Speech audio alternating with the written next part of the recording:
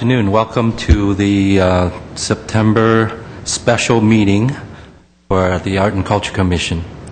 Roll call, please. Commissioners Deaver? Yes. Derhovanassian? Yes. Gregorian? Yes. Devanian? Here. Chairperson Lee. Here.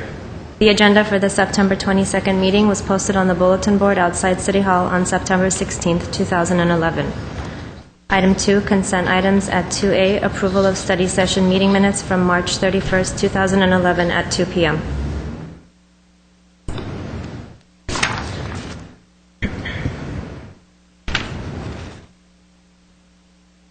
Are you ready to approve the minutes? I'll move to approve the minutes. I second it. I have just one comment, one correction on that. Okay.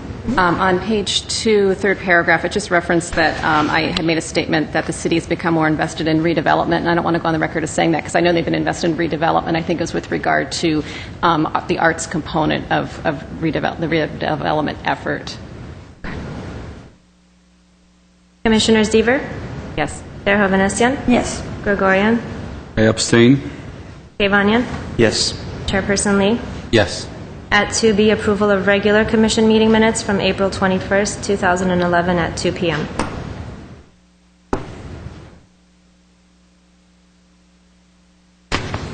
I will also move the approval of those minutes. Second? Commissioners Deaver? Yes. Derhovanassian? Yes. Gregorian? Abstain. Devanian? Yes. Chairperson Lee. Yes. Item 3, introductions and presentations. Introduction of new Commissioner Rosmic Gregorian. Well, I would like to congratulate Mr. Gregorian for his appointment as a commissioner to the Arts and Culture Commission. He doesn't need an introduction. He's been known to the community and the commission. He's been a commissioner for 6 years, I believe, in the past. But he is known for his passion for the arts, and we hope he will continue working with us to champion arts in our city. Welcome, Mr. Gregorian. Thank you. Do you have any brief, anything you want to say? Well, it's exciting to be back. I thank you for all to be here and doing this hard work in these really difficult economic times. And I thank Councilman Manoukian for reappointing me. This is my 7th year. And I'm not quite sure, am I the longest-serving commissioner here, or I might be? You were before me. Yes, I was much before. And it's really interesting that it says a new commissioner, but it's kind of a new but old commissioner. New appointment, yes. yeah. But what my passion and interest in art is known, and sometimes criticized, sometimes admired. But one thing I will promise to the people of Glendale and to all art lovers is I will do my best, as usual, to be able to promote arts and culture in Glendale and all those activities. And hopefully we will try to find some really good ways, together with my colleagues on the dais, to be as effective as the people of Glendale are expecting us to be. Thank you. Next, Mona Museum relocation to the City of Glendale, presented by Kim Koga, Executive Director. Thank you very much for having me, for inviting me today. We had a bit of a PC-Mac incompatibility, so I wanted to show you some incredible images. But meanwhile, I did pass around a folder, and it has some of our brochures in it, as well as the poster in the yellow roll. If you want to see some images of our museum, they're in there. So my name's Kim Koga. I've been the director of MONA for 12 years now. The museum is a nonprofit arts organization that is in our 30th year this year.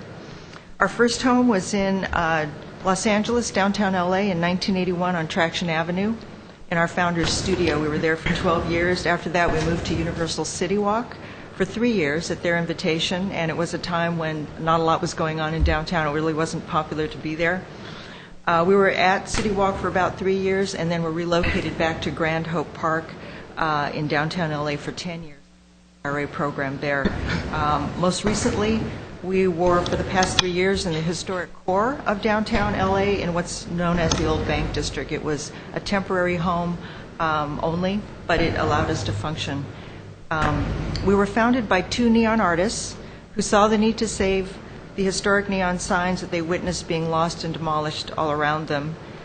Since 1999, in the 12 years that I've been the director of Mona, I have seen a shift in awareness towards more of an appreciation and understanding towards neon signs, definitely neon art, but also neon signs. I believe this shift was accomplished in part by our existence and persistence as an organization and our mission of preservation, collection, and exhibition. But still, we have a long way to go. We would love to see a television documentary on the history of neon, much like they did for the jazz series. It would be fantastic to get neon really on the map and accepted and acknowledged in that way. We feel that the location for the city of Glendale and the community is a perfect setting for Mona to accomplish a vision such as that.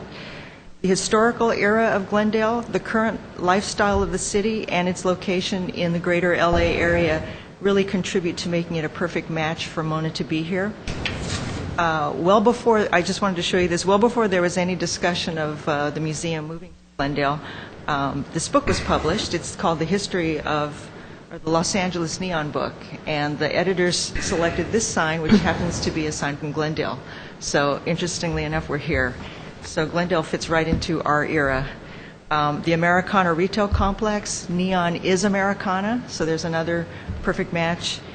And of course, the Alex Theater is a glowing living example of the heyday of neon in America. It's just a prime example. We're so fortunate to be a few blocks south of it when we finally move here. And then finally, our new home, which will give us the presence we need and the long-term space to present all things neon under one roof and to tell our complete story. We're really excited to be here, and we thank you for the opportunity. If you need more detailed information about who we are and what we're doing, I put it in the file. You could read that later in the folder. Questions? Thank you. Can you provide your web address just so the public can, if they want to learn more about? It's www.neonmona.org. And I just want to say welcome. I think it's exciting. Thank you very much. Welcome. Thank you. Next item. Grand Library and Art Center programs and events presented by Pat Sider, Senior Library Supervisor.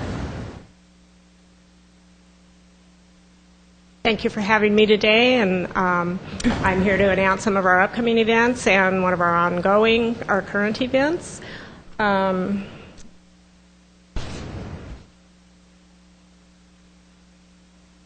on this side.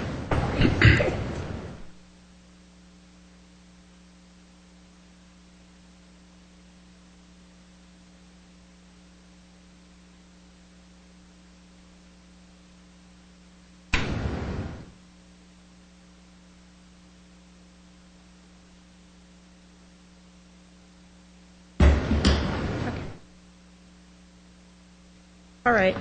The first event I want to mention. Oh, sorry, I skipped one.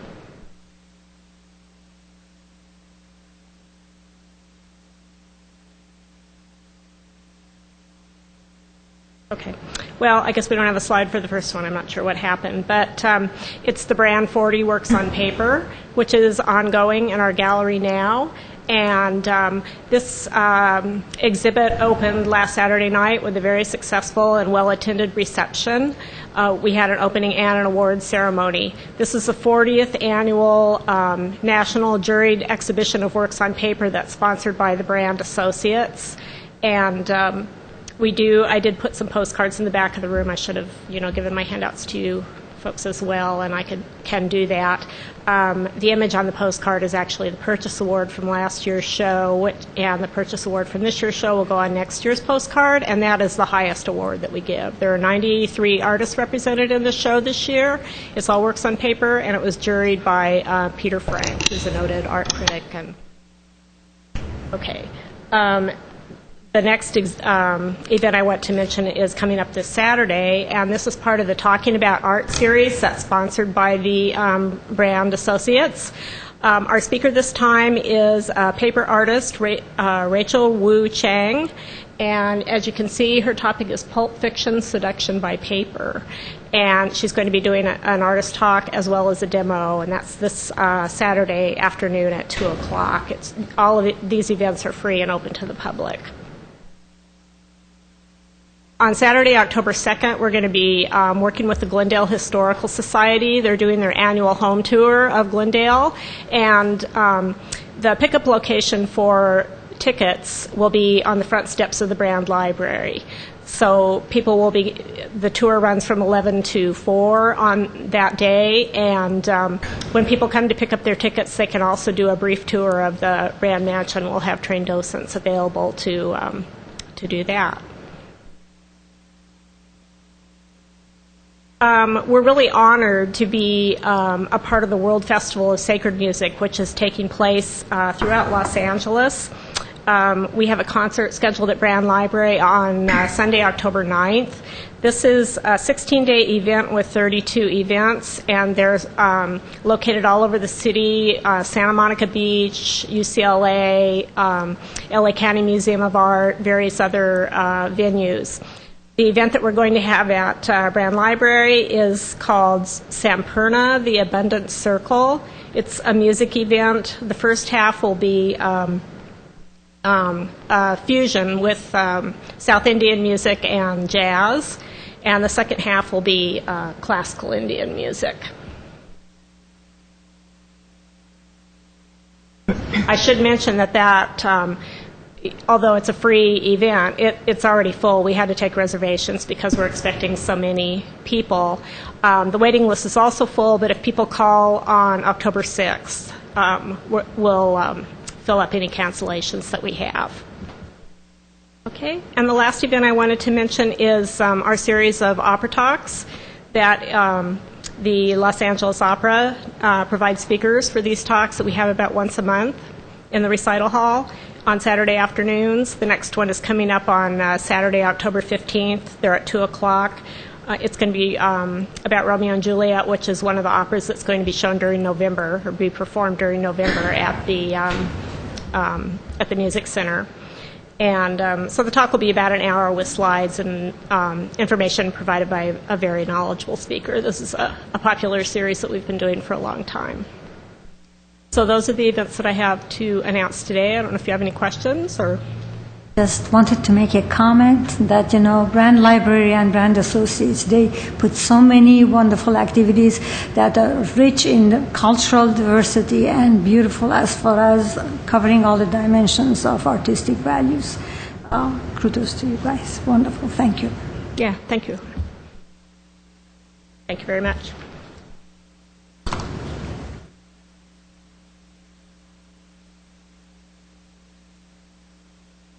Next item.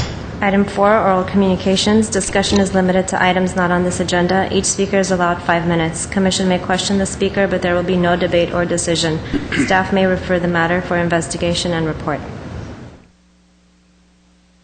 First speaker I have is Dr. George, I think it's Chernich, from the Glendale Arts Association. Thank you very much for having me. I'm Dr. George Chernick, and I'm a representative and a member of the Glendale Art Association. The Glendale Art Association's been around for a long time. It's one of the oldest art associations here in the Glendale community. It was established originally in 1922. It's been around for a long time. I'm a member of this association, and what it represents is a bunch of passionate artists just in the area that get together on numerous occasions through the month to do various art activities. We have a meeting at the Brand Library every second Wednesday of the month from 7 o'clock to 9:30, and I'm here to first invite other artists and interested community to come to our association and participate. We have bi-monthly paint-outs at different locations throughout the Glendale area, as well as some of the areas surrounding in Pasadena and the Arroyo. Sometimes we'll go to Malibu, plein air painting scenes, and artists helping other artists advance their talents.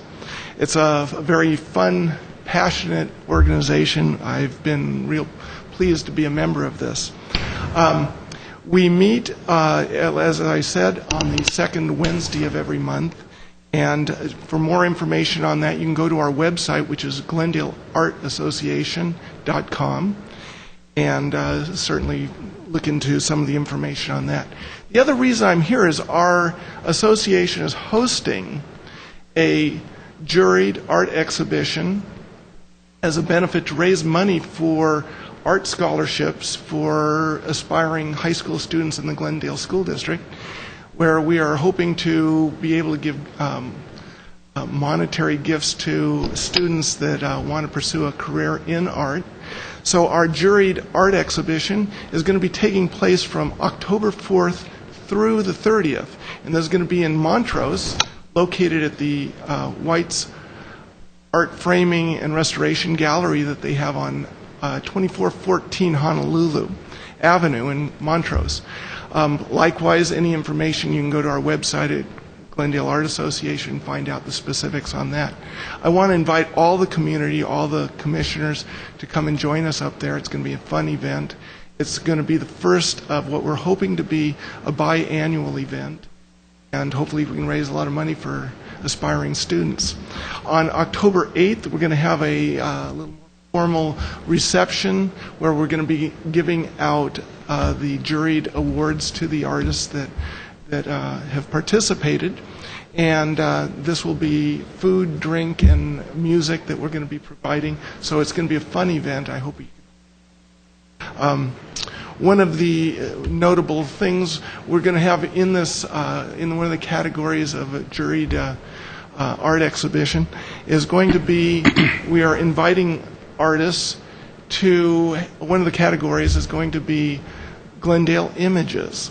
Now, this came about from our president of our association, a fellow named Dick Heinbold. You may have known of him.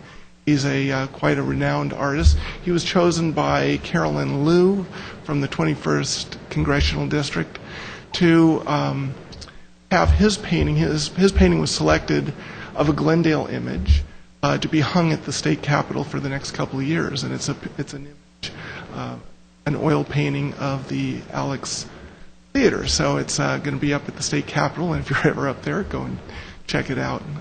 I'm told it might be right next to Arnold Schwarzenegger's picture. I don't know.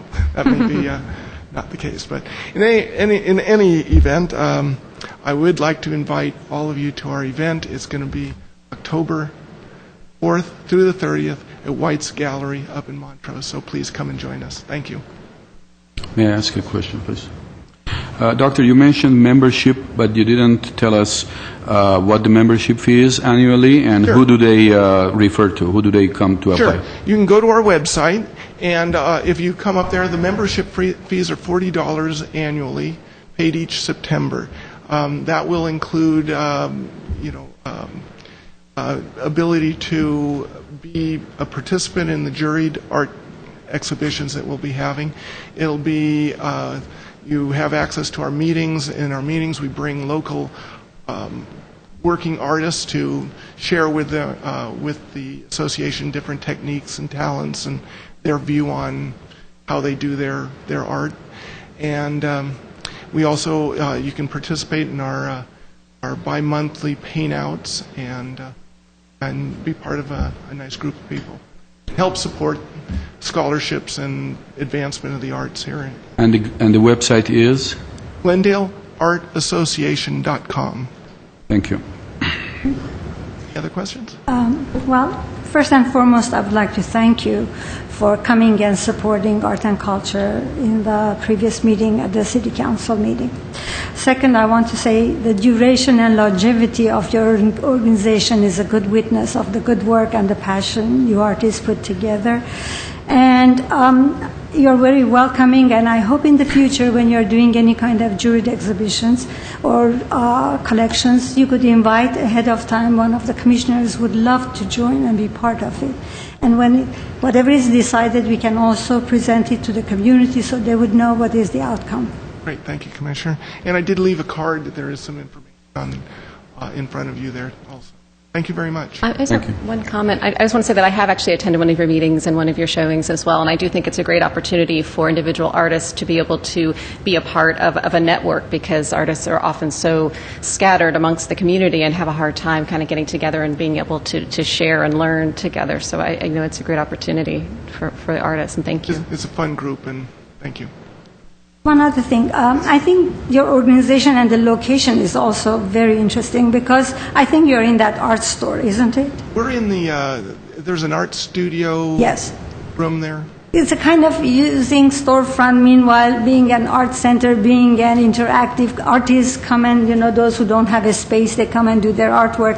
It is phenomenal. It's a wonderful use. It's very efficient the way it's done. So it's not only just a location, it is alive in its own sense. Thank you. Thank you for your comments. Thank you. Our next speaker is Barry McComb from Glendale Arts. Good afternoon, Mr. Chair and members of the Commission. I'm Barry McComb with Glendale Arts, and I'm actually here tonight just or this afternoon to put out a quick reminder that the last free concert by the Glendale Pops Orchestra will be taking place this evening at the Americana on Brand. Our theme tonight is Bossa Nova. And we have two terrific featured artists. The first is a very talented Brazilian singer named Tika, and also a guitarist named Kilber Jorge. And again, this is the last of a summer series of free concerts that we put on in an effort to introduce the community to the new Glendale Pops Orchestra. Our next concert following this will be in the Alex Theater in December, and that's when the series switches to paid tickets. And we've had terrific support from the community all summer, and we hope that that will translate into ticket sales once we move into the Alex. Our special guest in December is David Benoit, and we'll be making an additional announcement for a featured artist probably within just the next couple of weeks. In addition to the concert tonight, our partners, the Glendale Latino Association, is holding a special fundraiser at the Left Coast Wine Bar. And the purpose of the fundraiser is to raise money for their scholarship program, and in particular for a Glendale Arts Scholarship that they give out each year to a college student who is pursuing a professional career in the arts. The evening features food and wine just prior to the Pops concert. Starts at 6 o'clock. Tickets are $50 and can be purchased at the door. And if you attend that event, then you'll have a free reserved seat waiting for you at the concert later in the evening. So we hope that we'll see you all down there tonight.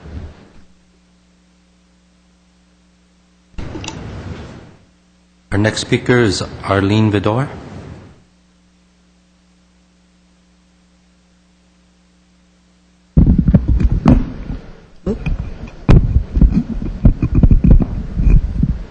Thank you, Mr. Chair and members of the Commission and staff. I am here to announce an upcoming event that is going to be held right on the streets of downtown Glendale in an empty lot at 175 North Brand. And it's a very unusual event, but I also want to, before I describe the event, mention that the event was going to have a specific fundraiser to raise money for the event, and that fundraiser, which was to have taken place this Sunday on the 24th of September, has unfortunately had to be canceled. And today in the news press there was an announcement about the fundraiser, so I just wanted to make sure that everybody was aware that that particular fundraiser, which was scheduled to be at the historic Art Even House, is not going to take place. However, the show will go on, and the event is called Expulsion.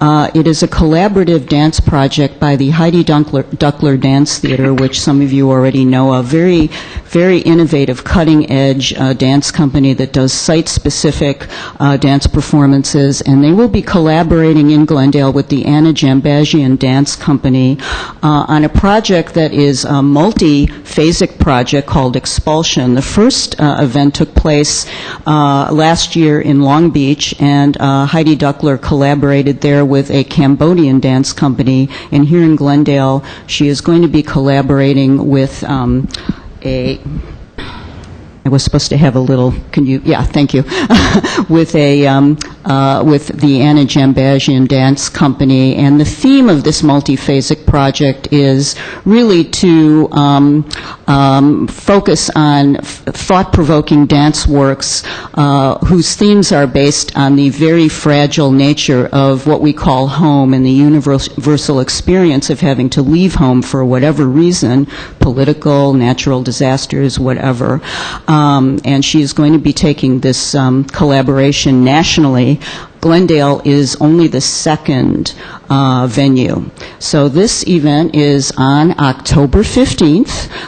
There are two performances at 4 p.m. and 7 p.m. It's going to be held in the empty lot at 175 North Brand. The pictures that you see are from the Long Beach performance. There will be a very large scaffold set up, and you're going to be seeing people leaping and jumping and hurling themselves from this thing, I'm sure.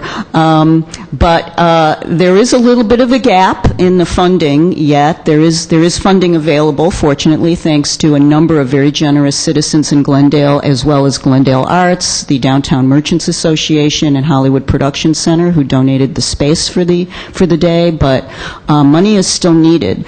So if you donate, you can go to glendalearts.org. That's the website. Donate funds. Just indicate it's for the Expulsion Project, and your name will be listed in the program as a donor. So we hope that you will donate. The event, again, is October 15th in the empty lot at California and Brand, and it's at 4 and 7 p.m., and it's going to be extremely unusual and interesting. So we hope everyone will be there. Thank you. If you have any questions, I'd be happy to answer. Just a comment, because I previewed what they need to do. It's a wonderful event, very exciting, cutting edge. It's just very unusual for Glendale to do something this adventuresome.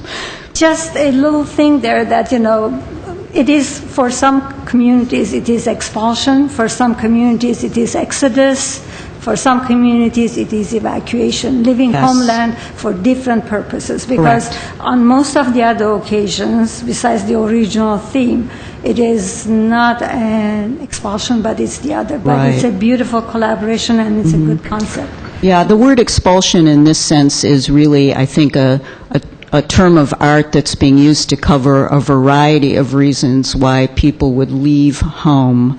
I know that there's a plan to do something in a community where people had to leave because of a hurricane, and a number of different reasons. So it's really being used as a term of art.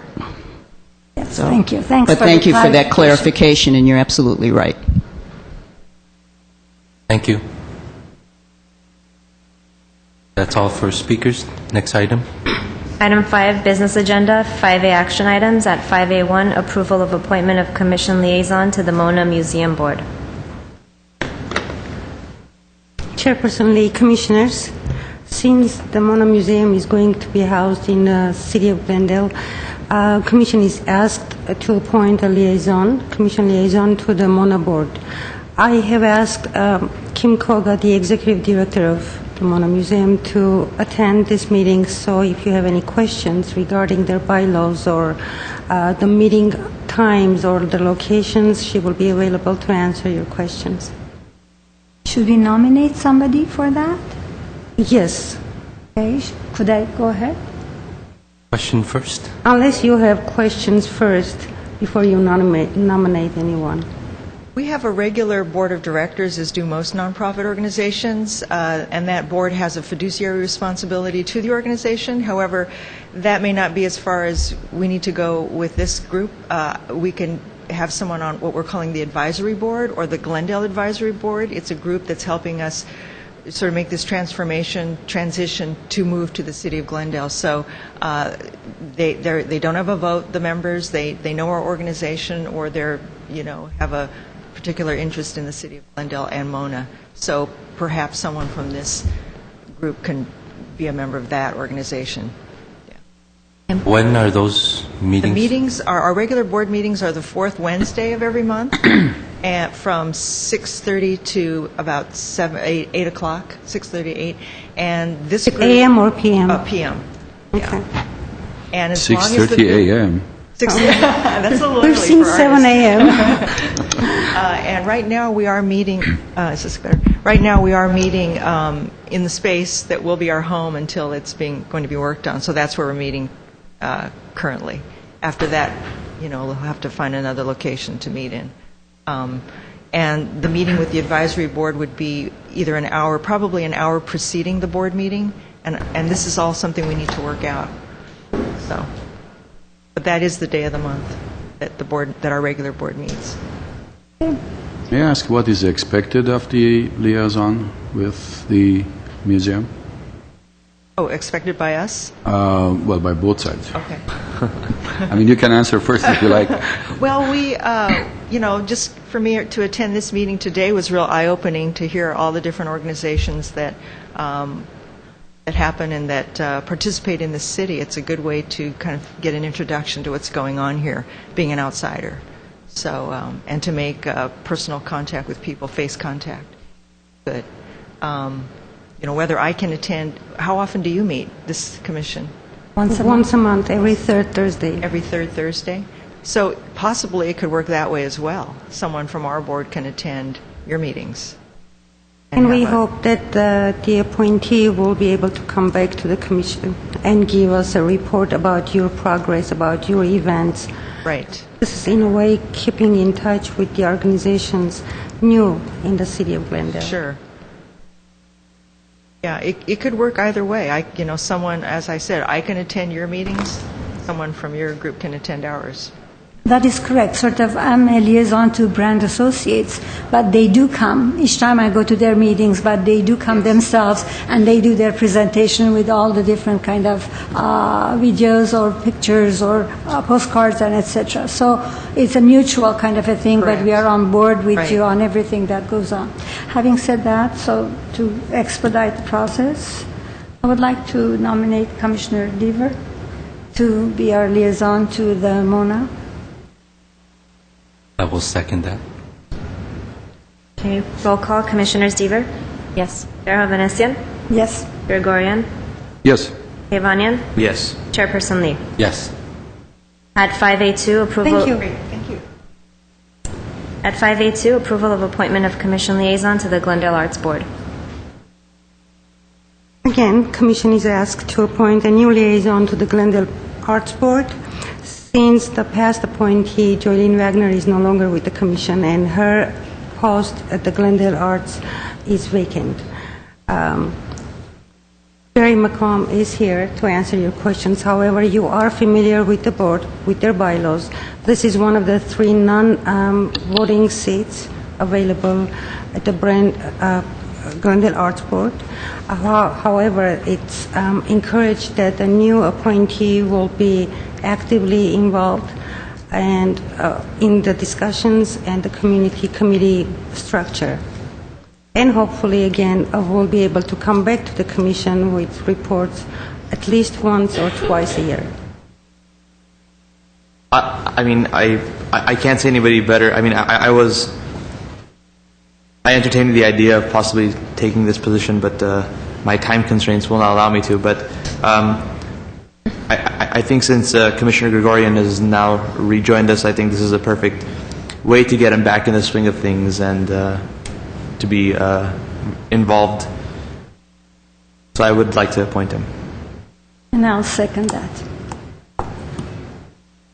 Putting me into trouble already? That's right. That's what we're good at.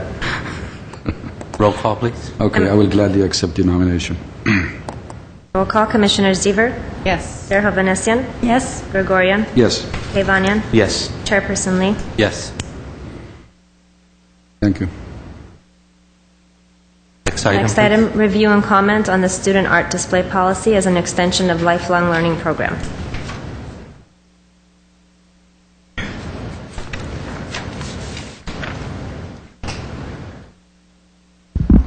Good afternoon, Chairperson Lee, members of the Commission, public, and staff. My name is Teresa Alexanian, Administrative Analyst in the Community Services and Parks Department, and I would like to present to you a student art display policy that was created as an extension of the lifelong learning program, which are classes that we offer, art classes that we offer in the department. As a response to a public request, the department put together a policy that would allow students that are enrolled in any of the art classes through the lifelong learning program or instructors teaching a class as part of the lifelong learning program to display their art in the facilities and in the community centers that we have available. And the purpose and mission of the policy, and I believe you have the policy in front of you, is that the City of Glendale Community Services and Parks Department is offering display space free of charge for art created by students enrolled in or instructors providing lessons for an art class as part of the lifelong learning program offered through the Community Services and Parks Department. Offering space for art displays is a way for the city to integrate and foster public awareness of the arts and culture into the daily life of the people in Glendale. Visual art enhances public spaces and invites public participation and interaction. Furthermore, student art displays will encourage public participation in the arts and allow students and instructors to recognize the value of their work and art in general through public appreciation. Community Services and Parks would also like to use this opportunity to publicize the classes that are offered through the Lifelong Learning Program and encourage participation in the arts. So it's kind of a two-edged sword where the department will benefit from the advertisement while the students and instructors get to display the great work that they create in the classroom. The policy itself discusses who can apply for use of space, and it's basically students and instructors that are taking or teaching a class. The types of acceptable artwork are any art that's created as part of the program. It could include painting, photography, ceramics, graphic arts, mosaics, whatever is offered. The proposal or submission timeline, basically the space is available and it's first come, first served. The art has to be completed when the applicant applies for the use of space, and they would have to fill out the application, which is also attached as an exhibit, and provide a picture of the art. The guidelines that the application materials that are required are basically a completed application, a description of the work, the number of pieces that need to be displayed, the media, art media, the type of art that it is, the title, dimensions, weight, maintenance requirements, so staff will know what it entails and what is required to display the work, and of course the picture of the artwork. The application packet can be turned in at the administrative office, and it could be turned into my attention, Teresa Alexanian, at 613 East Broadway, room 120. The art approval criteria that staff will use in evaluating the work is basically the relevance to the lifelong learning class or program, that it won't violate the artwork guidelines and is suitable for the intended audience. We have children and seniors and different religious groups renting our facilities and going to our community center, so we want to make sure that it's appropriate for all audiences. The dates of previous display, we don't want the same artist or the same instructor to be displaying the work, so we want to give everybody a fair chance. Appropriateness to the site, whether it's size, content, safety, accessibility, and ease of installation. There's certain limitations on what we can display on the walls or even as a sculpture in our facility. So all that will be used in evaluating the art that is proposed for exhibit. The facilities that are available for display are actually in Exhibit 1, and what we have available right now are the Adult Recreation Center, Spar Heights Community Center, Pacific Park Community Center, Maple Park Community Center, and Brand Studios, but the only one that can house sculptures right now is Brand Studios. It would be the responsibility of the artist to provide the piece ready for display. So if it's an art piece that will hang on the wall, it has to be framed and wired for hanging. The display will also include a sign that staff will put up, which will include the name of the instructor and the class that the art was created in. So staff will prepare a sign. It could be a class exhibition or it could be an individual person that wants to display.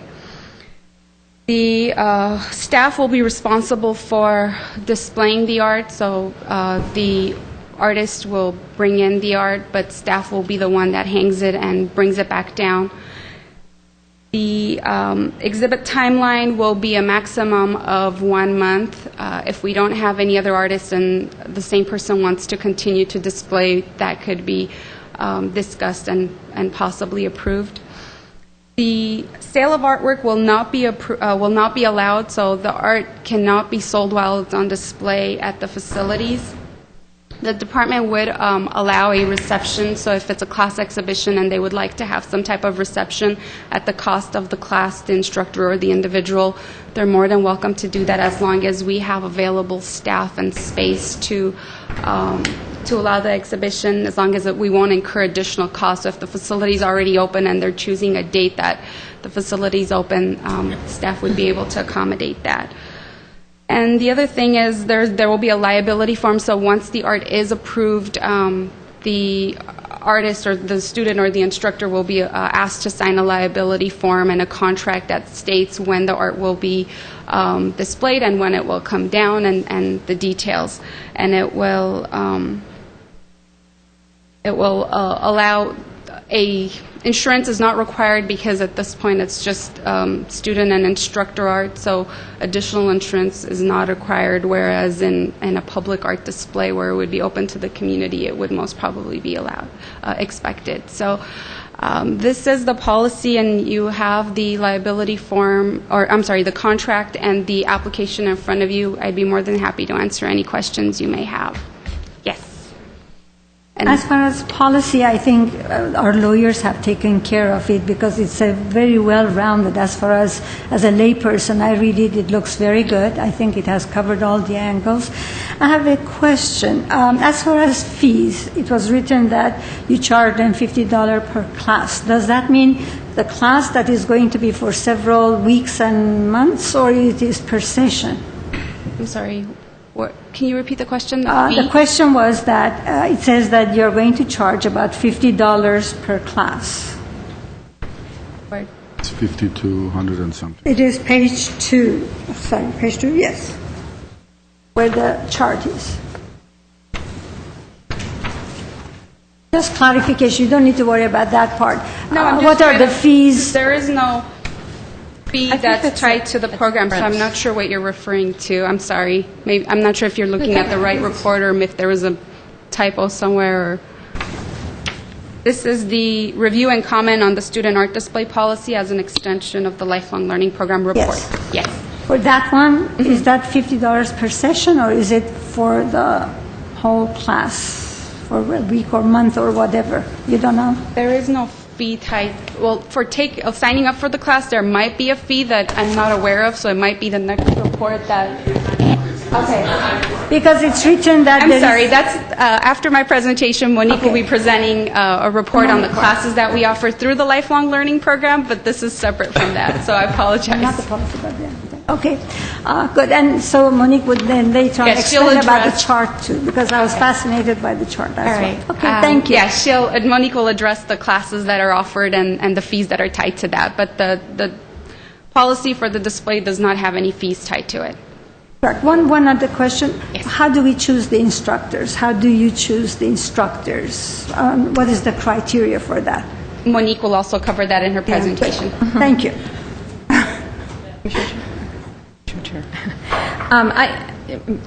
Sorry. One point of clarification. So if somebody's taking a class, I know there's a 12-month window from which they can apply to be an exhibitor. Is their artwork then restricted to relation to that class specifically? Right. Okay. I have one comment. I went through this last night. I have a ton of small comments, just looking at it from the city's perspective, and I don't know that this is the form in which you want to receive all of those independent comments or not. Keep looking to Michael, Mr. Grant. So I can go through that, but my other kind of broader comment that I just have to note in reading this, I'm excited. I think it's a really great opportunity for the city, and I think it's a great opportunity for the artists. I can't get past a little bit, just on a broader note, that this came to us from a student, I think, in August, and it was put in place. It's up on the website now in September. And as far as a broader policy for artists that are not participating in classes through the city, we've been working on that for almost 2 years. And I have to put that statement out there, and it's no reflection on you or your report and this item, but I find that a little bit distressing. So that said, actually, and one note to that is not only individual artists, but arts organizations like Glendale Arts Association, which have been here a number of times, I think, requesting spaces to be able to exhibit their works of Glendale and other area artists. So, okay, that said, going through, just clarification, I think you said that there could be individual students or a class could be an exhibitor as a whole. Is that correct? Yes. Okay. In looking at the actual agreement, display agreement, item number 3, it says that the exhibitor must pick up student artwork described above by a certain date. I think that there should be something there about what happens if it doesn't. So is that artwork destroyed? Is it put up for auction? It just seems to me that that seems to be missing. And I also would expect that the city would want to reserve a right to be able to close the exhibit or take down a piece of artwork if necessary before the end of the agreement if something should happen, if it became an issue or for whatever reason. Let's see. And this is just my own point of clarification. This might be for Mr. Grant. I was confused by the language in item 6, understanding that the city is making sure that they are not liable for anything that happens. But it seemed to read, as a layperson, I felt like I was reading that the city would be liable in certain circumstances, but that if something happened to a piece of artwork. But then in the following sentences, it makes statements about how obviously nobody could be sued for it. And so I was confused. It felt like those paragraphs were saying two different things.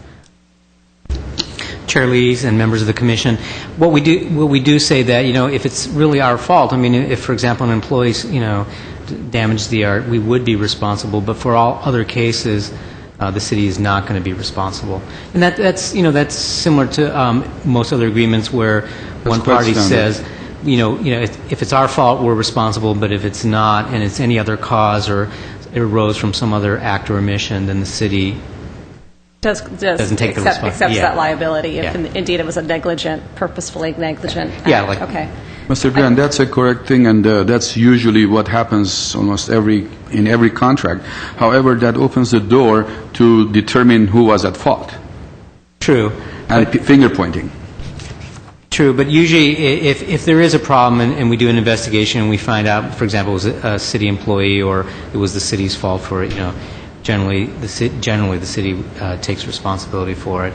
Sometimes there's third acts by people that we can't control, and if that addresses that issue. If it's something that was really not caused through an act or omission of the city, then the city doesn't assume responsibility. Go ahead. Sorry, I do have a number of things. I apologize. The fact that, assuming that minors can be engaging in this as well, because the classes are open to those under the age of 18, I expect that there should be a parental consent as well, rather than on the signature lines. I'm just getting really technical. I tend to do that. I just wasn't sure about so I'm just tossing that out there. I wasn't sure if there needed to be something in the contract with regard to the policies that are written separate from the contract being incorporated into the contract itself, because it's a very layman's form about what people are looking for, but I just didn't see the connection there. And I was wondering on your submission timelines, is it just an open timeline, just on a first come first served basis, that it just, as opposed to like on a biannual or anything like that from an administrative standpoint? Okay. In the future, will there be possibilities of doing any kind of online submissions? So when people is that in the works? We actually, that would be the next step is trying to get the form online so people can apply, click a button, and it would come to the appropriate staff for workflow. So we're hoping to be able to get to that. Okay. On the approval criteria, is there any type of jury of work as part of that criteria that's developed, or are we staying clear of that? Of quality of work in any way as part of your approval criteria process? I'm sorry, can you repeat that? The approval criteria process in the policies, it talks about relevance, I think you had mentioned, is there any type of jury component for the quality of the work being provided? No, we did not include, yes. May I answer to that question? Commissioner Deaver, we have to remember that these are students. I know. And we're not expecting them to present us professional artist works. So at this point, maybe in the future they will come up with criteria for judging better students, but at this time it is not required. It's a question. I have no opinion one way or another, but I was just curious. Right. Okay. That's what I was going to say, is because it is student art, it's a learning program, part of a learning criteria for it. I guess basically I have the same concern. I'm glad that she spoke before me because she said almost a lot of things that I was going to say, and I think everybody else should be happy here about that too. But I guess her concern is quite a valid point. And, just because it's a student and the student did something, how are we going to judge to see if this is really worthy of displaying for a month in a public place to publicize it? So practically, even if that's not being thought, I would really think and see appropriate for some kind of a panel, a committee, whoever, to select these works. That means that whoever has created something, whatever, is not going to think that they have the right to display their work. So I think we really have to develop some kind of a criteria for that also. And I think that's basically what your concern is, more or less. It was a question, and I understand that we also want to discourage people who are like just taking classes for the first time, and maybe there are other opportunities down the road where there are where maybe when there's a display over a certain amount of months, then maybe not only say a prize, it's a bad word to use, but maybe there's some sort of selection of the chosen by the public as the best for the month or the best in a way of being able to maybe add some greater value to people who are participating that may have taken classes for a long time, or sort of supplementing their artwork because I do understand somebody's like, this is my first artwork, I'm really proud, and it goes squash, you're never going to do artwork again now because it was awful. I mean, I think that would be really terrible. I agree with that too. It's Chairman Lee, members of the Commission, if I may.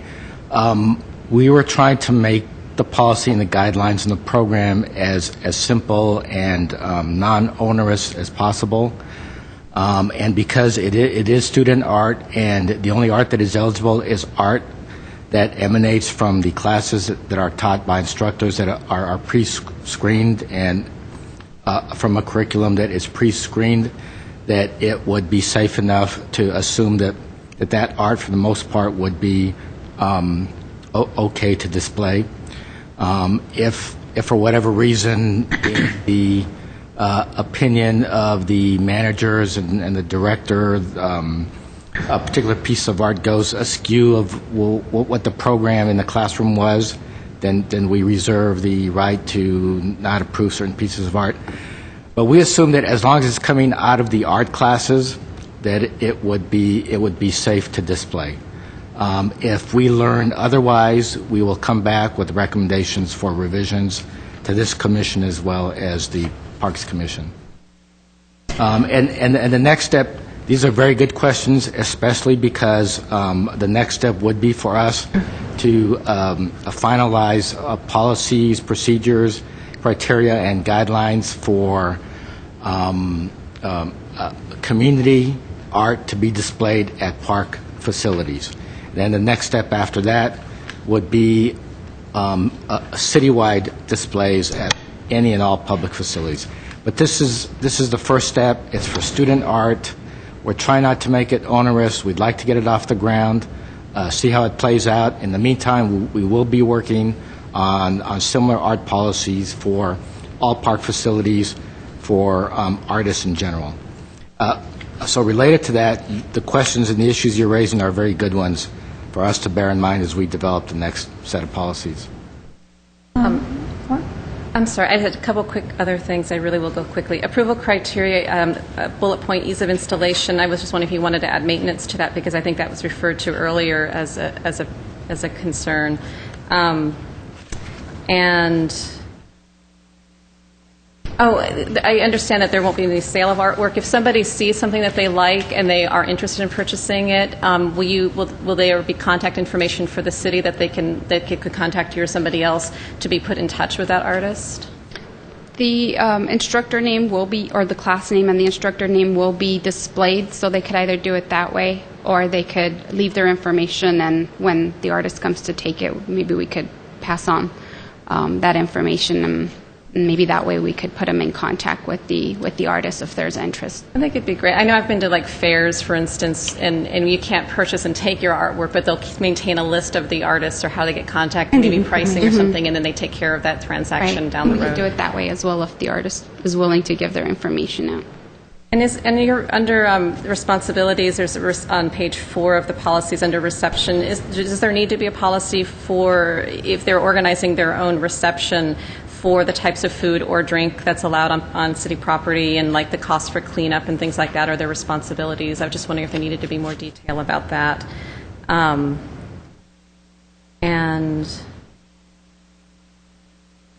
my final question was just, I was wondering, there's 5 sites that were selected. I was just curious about the reasons that those particular sites were selected, because I know there's tons of others for you all to choose from as well. Right. These are the facilities that have staff and have the public coming and going. The other ones are pretty much closed unless it's rented by somebody for a party or a meeting, and so you don't get any foot traffic. So that's why we didn't include the other facilities, even though we do have other rooms or centers that people can rent out. But these are the community centers that the public basically is walking through. So. What about the central library?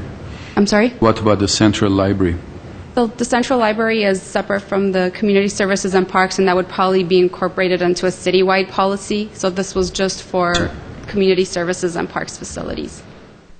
I have a little question as far as the classes, not the exhibitions. That you said that for the classes there are no liabilities kind of written down, because when there are kids, would the liability go with the location, the insurance of the location, or there is none whatsoever? No, what I was referring to is whereas a public art where the community would be open to a professional artist that would want to display the work, we may require insurance. We would have insurance requirements where they would have to carry insurance possibly. And in this case, because it's student art, we didn't incorporate that as part of this policy. So that's what I was saying, is that would be an additional step with the next policy. Thank you. Mm-hmm. Start offering master classes in addition to the other classes. You can have a lot of the artists in Glendale that could be taking from those and be a part of this policy as well. Would be an opportunity. Commissioner Cougar. Thank you. Mr. Duran, I think you gave a really good answer. I really appreciate it. Answered most of my concerns. So basically, the first kind of filter is going to be the instructor at the class to determine whether that piece is kind of worthy of display, right? So that's the first filter, I would say, or first stage, or whatever you want to call it. More or less. Okay. That's really good, but obviously I think we still have to kind of work on this and make sure that we have our own way of criteria to accept quality art. I don't really want to censor anybody. I don't want to make ask them to create certain things. Obviously, whatever they create, if it is quality based on certain good standards, that's what we are looking for. If I may use an analogy, sometimes when you visit the classrooms of a grade school and the kids have just completed an art project and everyone's picture, regardless of the quality, is hung on the wall and they're all recognized, to me this would be similar. If every participant in a class, an art class, wanted to participate in a display of the art of that class at the end of the year or term of that class, then their art would be displayed. There would be no judgment on our part, nor I think on a teacher's part, in terms of different levels of quality, and only those with the highest quality will be displayed. Okay, great. That's the idea. Thank you. In addition, I have a couple of other questions. How are we going to publicize this? And when we say art classes, do we have specific art classes in mind, or we have all these great art institutions and schools, private schools in town that they are going to be notified and be able or given the opportunity to participate also? Well, to address your first question, Commissioner Gregorian, we will be publicizing it on our website, the department website. It will be also on the Arts and Culture website. It will be in our online leisure guide. It will also go in our newsletters. The policy is only open to those taking classes through the Lifelong Learning Program, which are only offered through the department. So we could consider advertising the classes per se that are offered through Lifelong Learning to other art schools, but I think we would be taking their customers and their students, and I don't know if they'd allow us to do that. But as far as the policy and the display, a student taking class outside of the Lifelong Learning Program would not be able to display based on this policy. So this is only open to those that are either taking a class or teaching a class through the Lifelong Learning Program, which is only part of Community Services and Parks. Okay, this is quite encouraging, and it's a very good step. So my next question is there any plan to kind of expand this program and include all the other schools and institutions, or even, Glendale Unified School District art classes? I think that would probably be part of the second phase, which would be the department-wide policy, the public art display policy, which would be the next step, and it would be open to anybody in the community. So the students taking classes through art schools in Glendale would be able to display through that policy, and that as Mr. Durant said, that would be the next phase we're working on. So this is just open to those in the Lifelong Learning Program. I think it's a great idea, good step, but I'm looking forward to the next steps also, Mr. Durant. That's good. I think, Commissioner Gregorian, I think when Mona, the next lady, when she comes, I think we can understand much more what is the mechanism of this first step, or the scaffolding, because that would indicate how they choose their people, so far the instructors for the lifelong, and etc., and then we'll take it from there. Thank you. Thank you. Thank you for your feedback. Next item. 5B, discussion items. 5B1, Arts and Culture Commission. Excuse me, Miriam? Yes. There has to be a vote on Oh, I'm this. sorry, we have to vote. Yes, It was an action item. We need clarification, and the motion as to whether the commission approves the student art display policies, or approves with revisions that you want made to the policy. I know Commissioner Deaver had a number of more like edits than they were revisions, and we can go ahead and make the edits and resubmit the plan to the Parks Commission and resubmit the plan to the Arts Commission and give it a final stamp of approval. Well, I will make that motion to approve this as discussed and revised. And I would really like to see that to go forward as soon as possible, and hopefully approved within the shortest possible time. Thank you. Second. Roll call. Commissioners Deaver? Yes. Chair Hovhanessian? Yes. Gregorian? Yes. Kavanian? Yes. Chairperson Lee? Yes. 5B, discussion items. At 5B1, Arts and Culture Commission Annual Work Plan for fiscal year 2011-2012. Chairperson Lee, Commissioners, as it was stated in the report, the annual work plan has been prepared for you to review and your input. The list of the projects that you see on the Exhibit 1 is everything that we have in our portfolio. Mostly these are projects that have been completed just recently. Some are all in progress, and then we have projects that has been customarily handled by the Commission, such as the Open Studio Tour or the Diamond Awards. So I will recommend that we go over the Exhibit 1 page one by one. Each project has a description. I can add to that description also the updated status of each project. And it is requested that you review the projects, and if you have any comments, if you would like to remove or add anything to the list, then we'll be able to come back again to the Commission with a time frame, estimated time frame, and a budget, estimated budget, to finalize our annual work plan for 2011-2012. Ready? So the very first item that I have on the Exhibit 1 is the monthly Arts and Culture Commission meetings.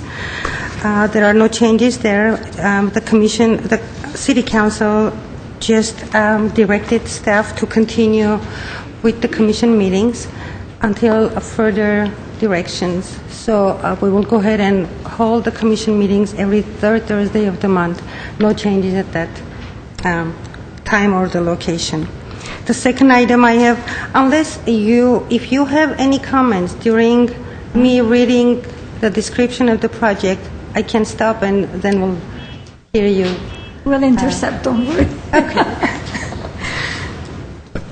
So the second item I have on the list is the economic impact of the arts in the city of Glendale, which is currently in progress. This is a national research, and it requires that we collect detailed financial and programming information from all of the nonprofit arts and cultural organizations located in our city. And we are also committed to collect audience intercept surveys from people who are attending to these events. Now,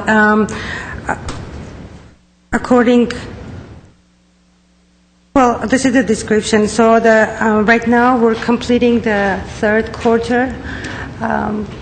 This project will be completed at the end of this year, December 31st. We are expecting to get the final report from Americans for the Arts in May of 2012, and there will be some activities involved with publishing the reports, the final reports, and distributing also those reports to the eligible organizations who've been part of this survey. Now, our next project will be the Diamond Awards. Before we go there, just on that one, I want to add that talking to different organizations, this project was very interesting because the surveys that you sent to most of the organizations has stirred up a kind of a commotion in a way, which is a good one. Because most of them or some of them did not have their financial report all properly in place. Being art organizations, I suppose they were too involved into doing the job rather than putting the money situation and reports. And that made them kind of have a meeting. In some of them I was present that let's put together and etc. So in the future, actually, when we do this, continue with this study, we will have much better results and everybody would be much more prepared in kind of having a more complete and wholesome kind of information as it is required by the study session. Mm-hmm. Thank you. Well, I have a good news in that area because we recently received a report from Americans for the Arts. We have 46 organizations, nonprofit organizations, who are participating in this research. Only 3 organizations were on hold for their financial reports. So we have contacted them, and we hope by the end of this year that will be arranged. And it was much smoother than we thought it will be to collect their financial profile. Also, City of Glendale, State of California, is part of the cultural project data project, which allows them to collect all this information and save it in their data. And they have agreed to release this information to Americans for the Arts directly, so the organizations don't really have to work on their expenditure numbers specifically for the survey. It's been made very easy for everybody to release that information. I hope this answers your question. It was just a comment. It was not a question. It's that I know that some of them are striving very hard to get that report ready to you because somehow in the process of the work they do, it's not all there. But to know what is the impact of art on economy and vice versa, that's an important element. And I think they're more conscious about that. And they're going to have, for the next reports, be much more prepared for that. Thank you. You may proceed. So this is one of our projects for the 2011-2012 fiscal year. The next one I have on the list is the Diamond Award for Achievement in the Arts. The Glendale Diamond Awards for Achievement in the Arts is a free public recognition event where artists, arts organizations, community members, and businesses who have contributed substantially to the cultural life of the community get nominated by the public and receive recognition. Diamond Awards are given in 6 categories. All nominations are reviewed by a committee of community representatives and arts professionals. Recommendations are reviewed and approved by the Arts and Culture Commission. At the awards ceremony, the winners are honored and given an award. The last Diamond Awards project was held in May of 2009, and if the Commission remembers, we held a Commission meeting and approved to hold this event every other year. So this is one of the best representative event of the Commission. We believe it's in agreement with the ordinance and it should stay in the Commission's portfolio. I'm not only happy but surprised that this is back. I thought we had cut this because of some budget and financial situations. Well, the reason we didn't have one Commissioner Grigorian last year was actually the reason was we didn't get enough nominations first time. If you remember, back in 2009, we were keep holding the event back since we were not getting enough nominations. So now when we are back and it is hopeful that we will get more nominations since we didn't have one last year. Well, as you know, whoever has followed these Diamond Awards, you know how closely I feel about this and how hard I worked on this in the past, in my past life. And what I'm really excited about is that this is coming back. But again, I hope that if we start implementing this and organizing this, then we will learn from our past failures and mistakes and shortcomings, and we will strengthen our past strengths and powers as we did. In every project we learn and we go forward. And I think one of the most important things that we need to do is to publicize this again. And I know that quite often we mention, we put it on the website, or we put this, or we put that. But quite often, many artists and people do not check their emails. They do not go through city websites, and they don't know about this. So I think one thing that we really have to do, if we decide that we are going ahead with this project, and which I'm very excited that we are, I think the most important thing is to make sure that we publicize it properly so that we won't have these participation issues. Your comment is well taken. When we're ready, we will we'll revisit the format, and we'll see in which areas we can improve this project. But if we did it for 2009 and we decided that we do it every other year, so 2011 was the year that was supposed to be. This year, yes. And we don't have time to do that for this year, do we? I am estimating that it will take at least 6 to 9 months. If we want to give enough time to the community to come back with the nominations and organize the event, then at least 6 months will be needed to do this event. So the plan is to come back to the Commission and approve the schedule, to come back with a time frame and a budget and approve the time for each project. Okay, so if we need 6 to 9 months, we really have to start working immediately after this meeting to get there next year, correct? I'm not really putting you on the spot, but No, what I'm saying is, okay. and when I say we, I really mean us all as a group, as one body. I don't really mean individuals No, at all. that's But- okay. I just want to remind Mr. Grigorian that back in 2009, if you remember, we had two major events. One was the Men's in Humanity tournament in April, and we hold our Diamond Awards in May. So we can do some magics once in a while. I'm sure. You have been doing a lot of magics so far, I know that.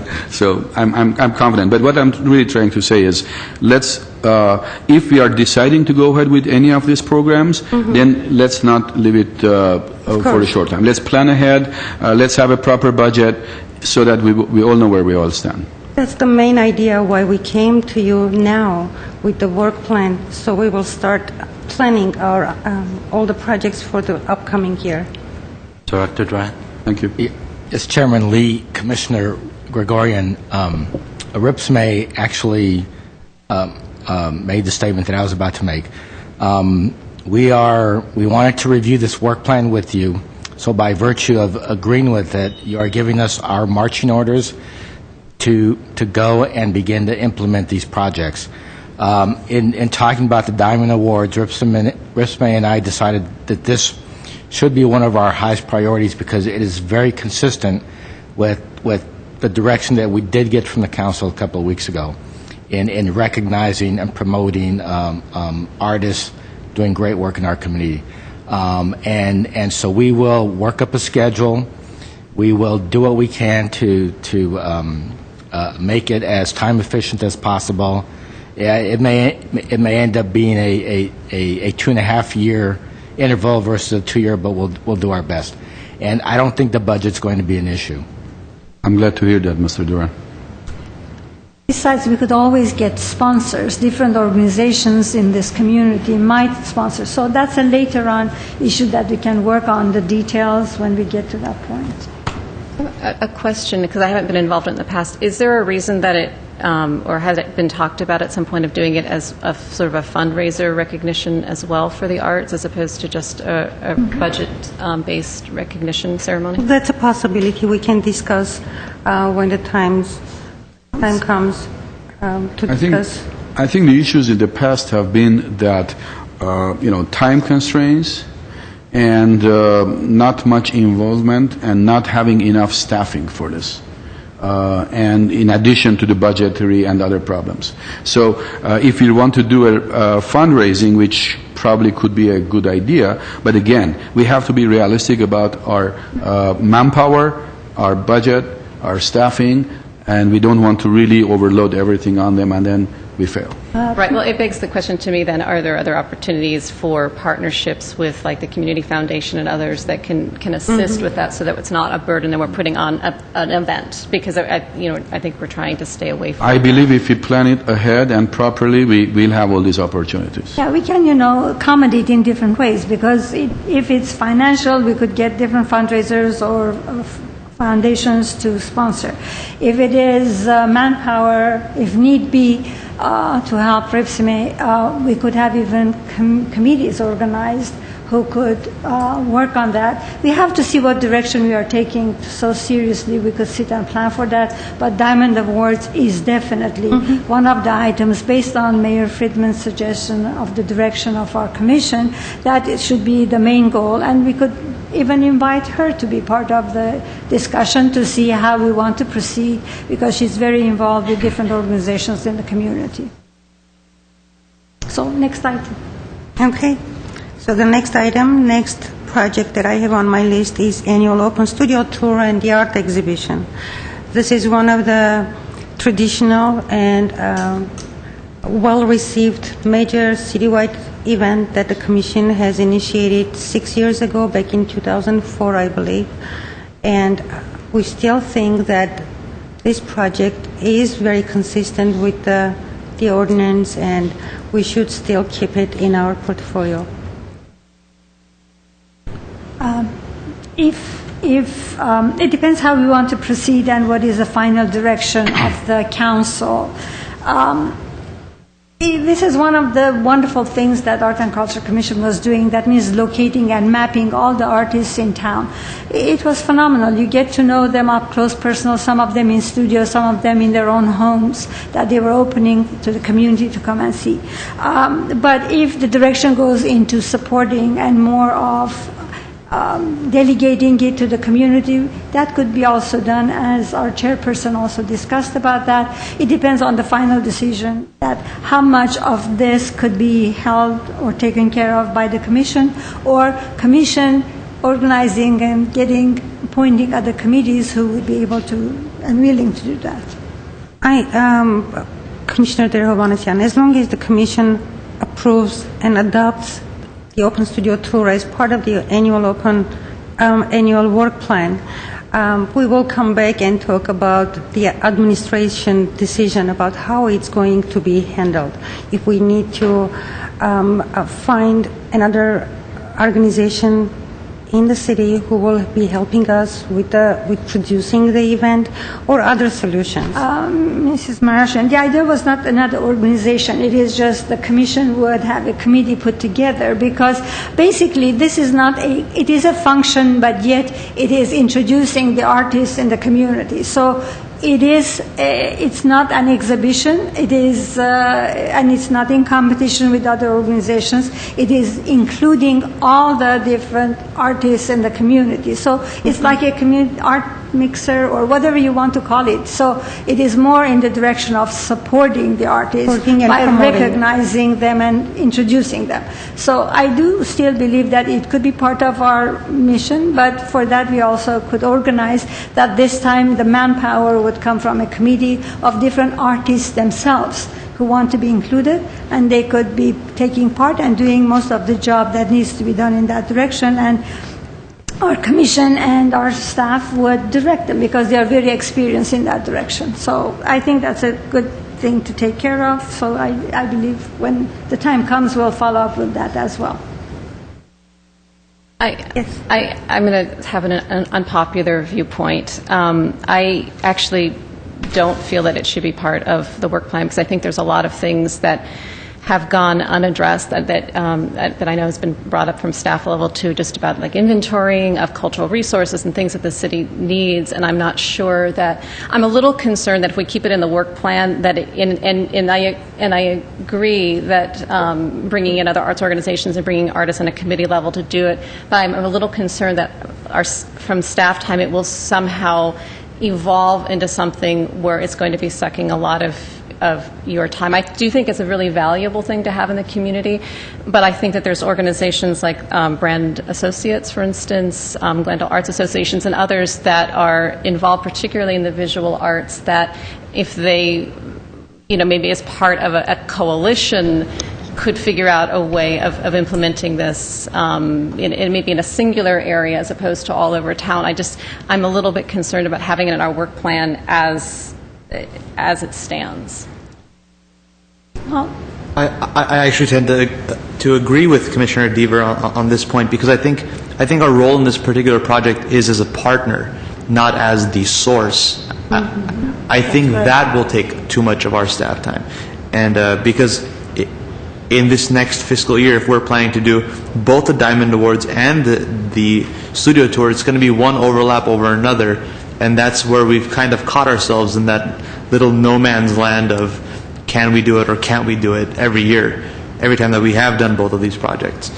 So I think our goal is to be a community partner and to be kind of the central hub to where all these other, whether it's Brand Associates and Glendale, Arts Association or Glendale Arts, all kind of combining and helping out with everything, and then that kind of spreads the workload and everybody feels involved.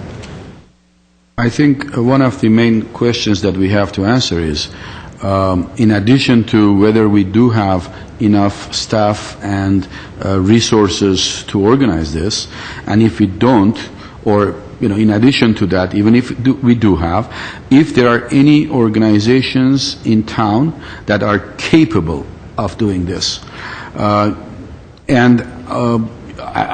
when I mean capable, is not that by membership or by numbers or whatever, but if we are going to kind of outsource this event to local organizations, then we really need to know, number one, whether they are capable of pulling it through, and number two, whether they are willing to do it, and number three, what our role is in there. And, usually when an event like this, the past experience shows that when an event like this is organized by the city, by the arts and culture, by a certain department, it gets a lot more pull and a lot more participation, both by the artists and by the community.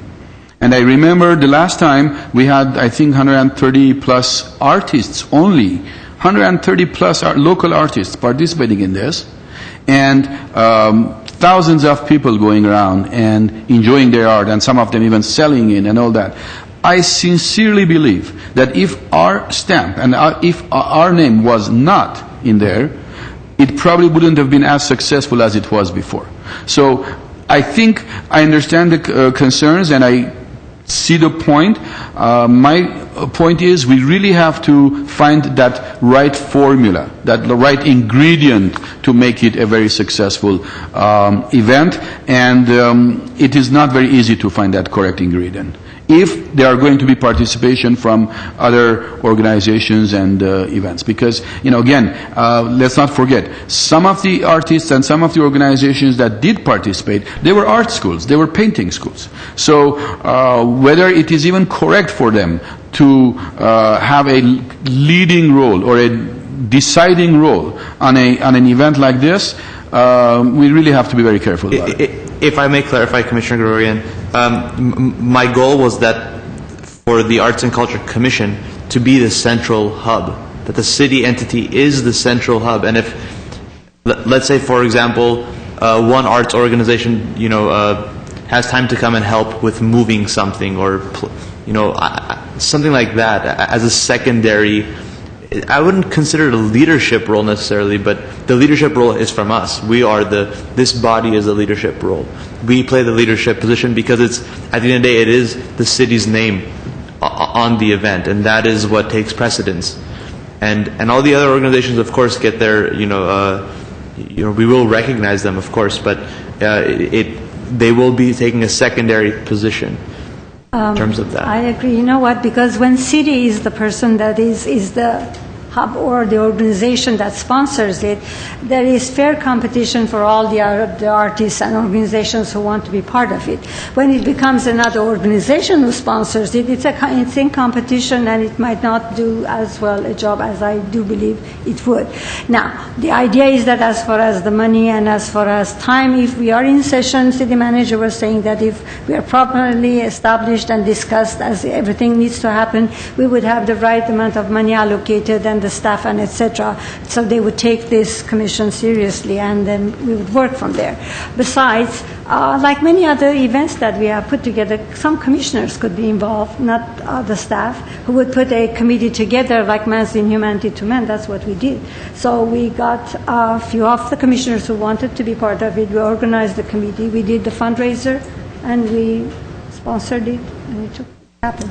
So it could be done in different ways. But I think that is for later on when we are more finalized as what direction we take and what the council wants us to do. But definitely it's a good way of recognizing. It is even better way of, more than the Diamond Awards, it's a better way of recognizing all the artists in the community who want to be part of it, and also to map them. I went to studios and stores and houses that I had never walked to, and I got to know so many artists in the community. Even when I drive by, I have a map of who lives where, because it was phenomenal to know that we live in a city that in every little corner and every nook and every street, there's an artist who does a very good job. So we'll get to that, I think, when we are more clear as far as our destination and the budget and staffing and etc. But definitely I can see Commissioner Dever's point too,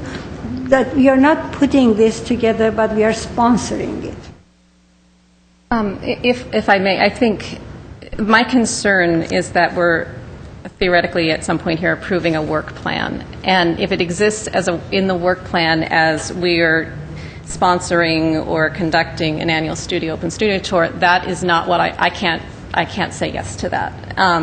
I think if we are exploring ways to foster this happening in the community, through open dialogue with the community, through identified arts organizations that might want to be interested, where we could provide the support that we can, that I can support. I mean, as for instance, the GATE program is an isolated program, kind of similar, but that was funded independently and hired independently through redevelopment. And I know there's a certain cost associated with that, but if this is something that that's a model for which something like that can happen. Art tours, you all know this. Art tours and open studio tours across the nation, cities here, everywhere, some of them may be city-sponsored, but so many of them are coming strictly out of the fact that you've got artists who need to display their work. And so it becomes a grassroots effort that over time grows, and at some point cities go, hey, we're going to put our stamp on it because it's really successful. I think it's great that the city wants to move that forward, but I think there's an opportunity to kind of let it go and find out if it's as important as we think it is to the artists. Then we can find a way to help the artists come together in some sort of coalition or other and have this as an open dialogue and find a way for it to happen, even if it starts off smaller than our vision is currently, but then grows over time. I think it's a much more sustainable route. Mr. Grant. Chair Lee and members of the Commission, I wanted to follow up on something that Commissioner Deaver just mentioned, just to let you know that this is not an action item, that today you'll just be discussing it. If you would like to rank these or vote on this work plan, we can bring it back to the Commission at the next meeting or at a meeting so that you can vote on it or approve it. Well said, and I do understand your point too. It could go that direction. It doesn't make any difference. Sure. Director Grant? Chairman Lee, Ripsmay, have we been approached by art organizations about them assisting us to work on the Studio Art Tour project? So maybe a next logical step before we make a determination in terms of what our specific role is, maybe we can do a survey of those art organizations to see what the interest level is in another organization taking a lead role, and then our role could become to facilitate them to take that lead role, and then maybe them partnering with a couple of other organizations. And then whatever resources we have to facilitate, like GTV6 or something, could be our way of facilitating that. So if it's okay with you, we can take that direction for now and then come back with reports. That's the same direction I was heading. I actually contacted Barry McComb at Glendale Arts as an opener to see if they would entertain the option to help put together the Open Studio Tour. My other component would have been the Glendale Arts Association. I was hoping that they can both pull together and team up and actually produce the Open Studio Tour, and our commission as a whole will be to support the entire endeavor. They would help. They would take care of the cost involved, which I think it's somewhere between $5,000. It was our cost before approximation. So if that's something that they can work on to build a reserve on that and to be able to move it forward, what happens is we already have basically the template. With a lot of the information that we have available. What we would do is support them with giving them basically the roadmap of all the items that they need to do, and to be able to try to assist them in citywide promotions, putting it on our websites, and for all of us to be involved and to help them along those same lines. That would be our supporting role, and that's what I sort of see that as the City Council's direction, because even though this is we started it as a city function. I feel that we do need to let it go in the sense that let somebody else take care of it.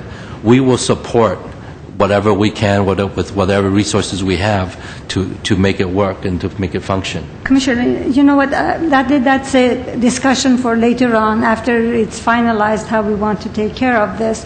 But as it was discussed again, like the brand associates and the library, they do this on weekly basis.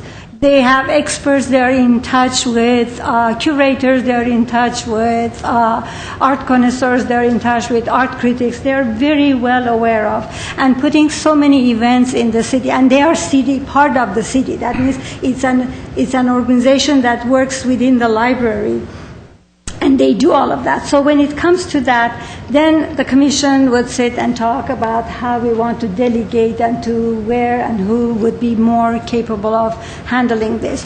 Or, our Glendale Art Association, for years they were doing their exhibitions, art exhibitions that has been there. They do it every year, even in the Montrose Village Fair. So the direction of where and how would be for later on. It's just basically we want to say we want to delegate it or we want to do it or how we want to do it.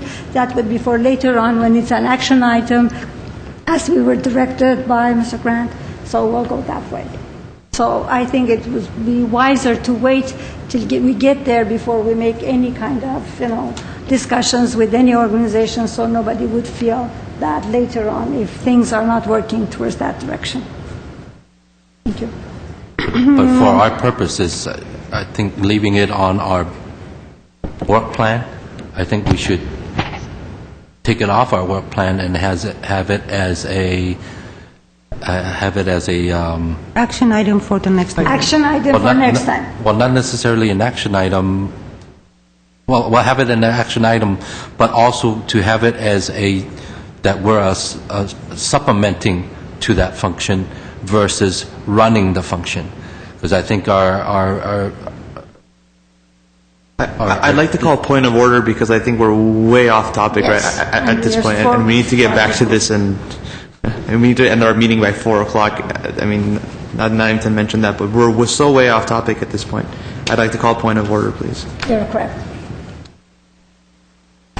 Well, I'd like to differ on that point because right now we're working on the work plan to see if this needs to stay on the work plan.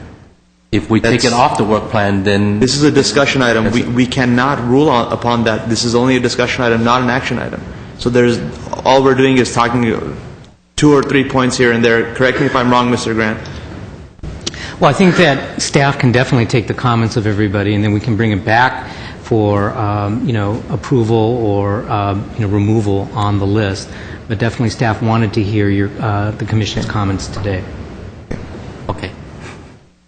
Okay, so the next item on the list is the public art, Maple Park Public Art Project, which was completed just recently. In August, we have installed 2 wonderful public art artworks at the entry-level lobby area of the Maple Park.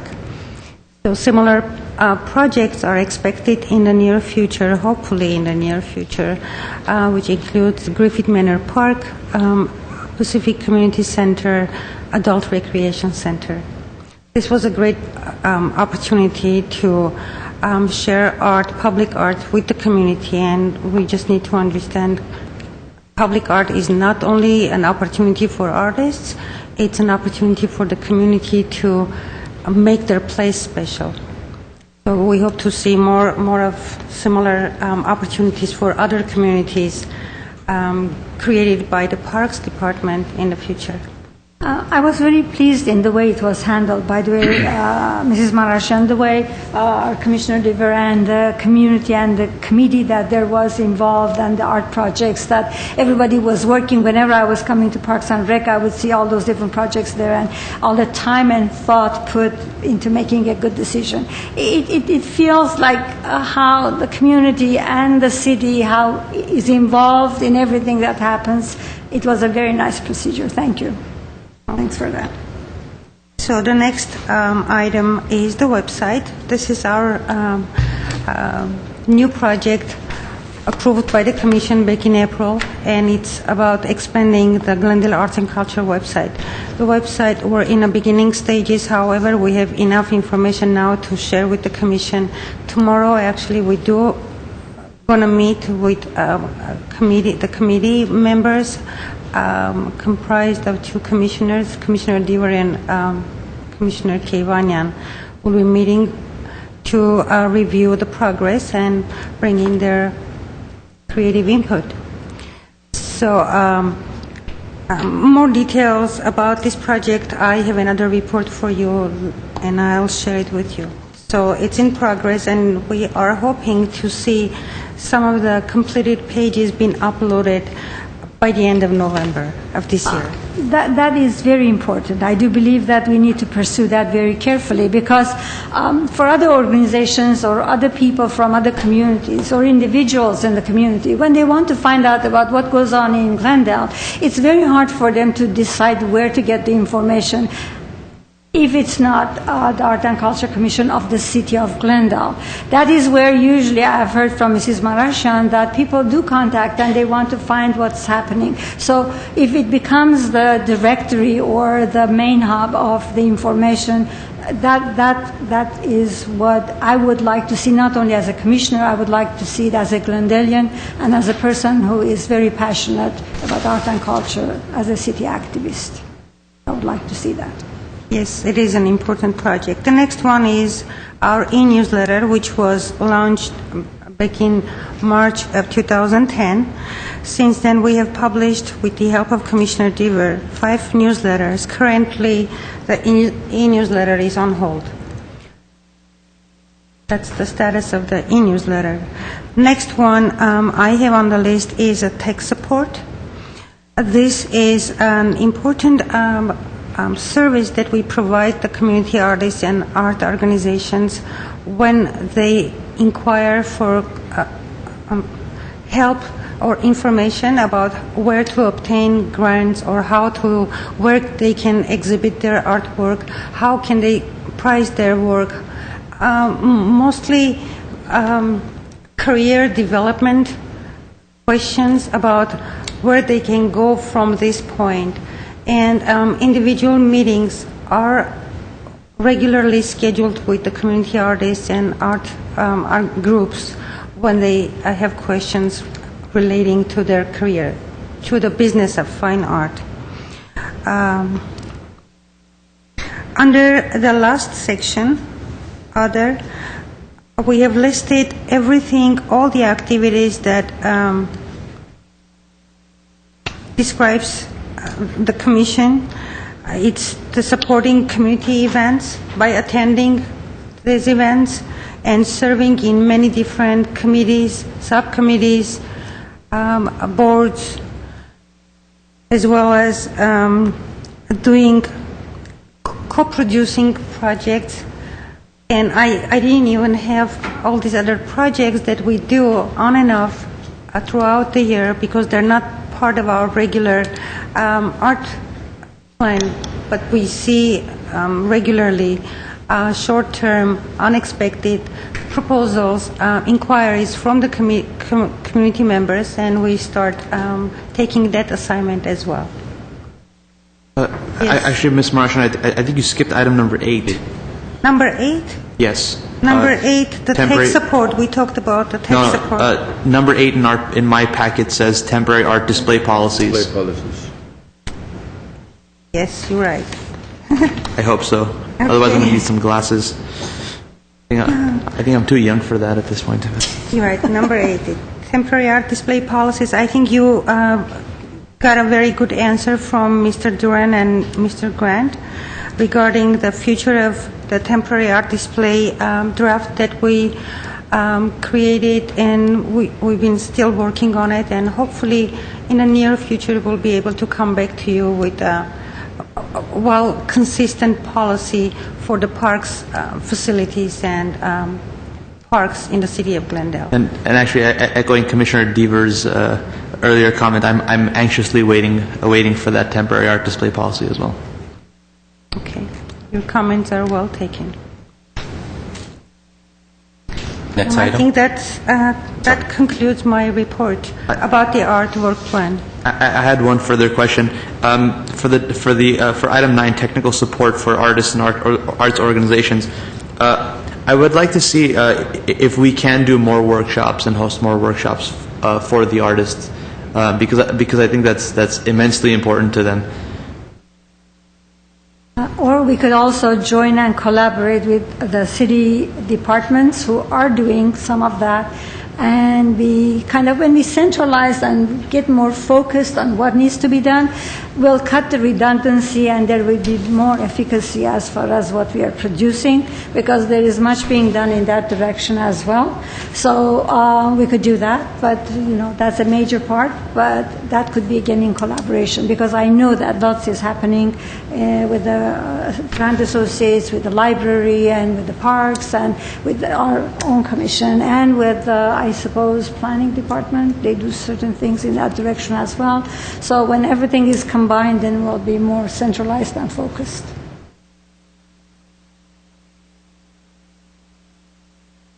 Next item. One thing, may I add, in addition to this, if we have the resources and the possibilities, I would really like to see for us to have some kind of information center and helping the artists to develop their business, maybe by seminars, by professionals who will come there and discuss ways of artists getting out in the community and selling their products, arts. And, artists are... they have great creative mind, but most of them do not have the financial and the business mind. So I think if we can organize maybe a seminar or two a year in helping them develop that side of their business also, if we have the resources, I think that would also be nice to include in this whole thing. Yeah. Well, that's normally part of the arts tune-up with the LA County Art Commission. Exactly. We have partnered with... Yes and no, not necessarily. It might be part of it, but we could do it independently also. But we might get some assistance from the LA County Arts Commission or We just other recently sources. received another email from the LA County Arts Commission, who are scheduling another arts tune-up in Eagle Rock, which is very close to our city, and we will be happy to make the announcement to our artists and encourage them to go and get those free services. However, we also, I was approached to present some topics for their workshops. So once we have more information, I will be happy to share it with you. Mrs. Martian, one day it would be nice if you would share with us, maybe next session, with all the different art organizations and governmental organizations who are involved in LA County, because I know that you're in touch with a lot of them and you are in close communication with most of the progressive kind of city governments. So give us a little report, because I want community to know as well how busy you are in finding out what happens around us, not only what we do and what goes around. Happy to make that report. Could you put that on the agenda too? Mm-hmm. Some of the organizations that you're in touch and how you communicate and the different resources. Next item, please. 5C reports, information only. At 5C1, update art classes coordinated by Community Services and Parks, presented by Monique Carrera. No, I have more now.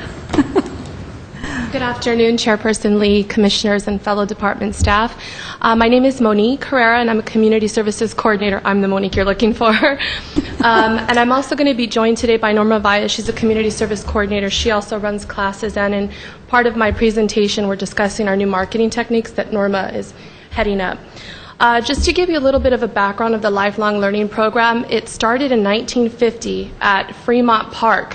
There used to be a building where the tennis courts are now. And then in 1969, Brand Studios was added onto the library. And at that time, we started adding classes. Since that time, in 2003, we started adding classes at Pacific and all kinds of other facilities.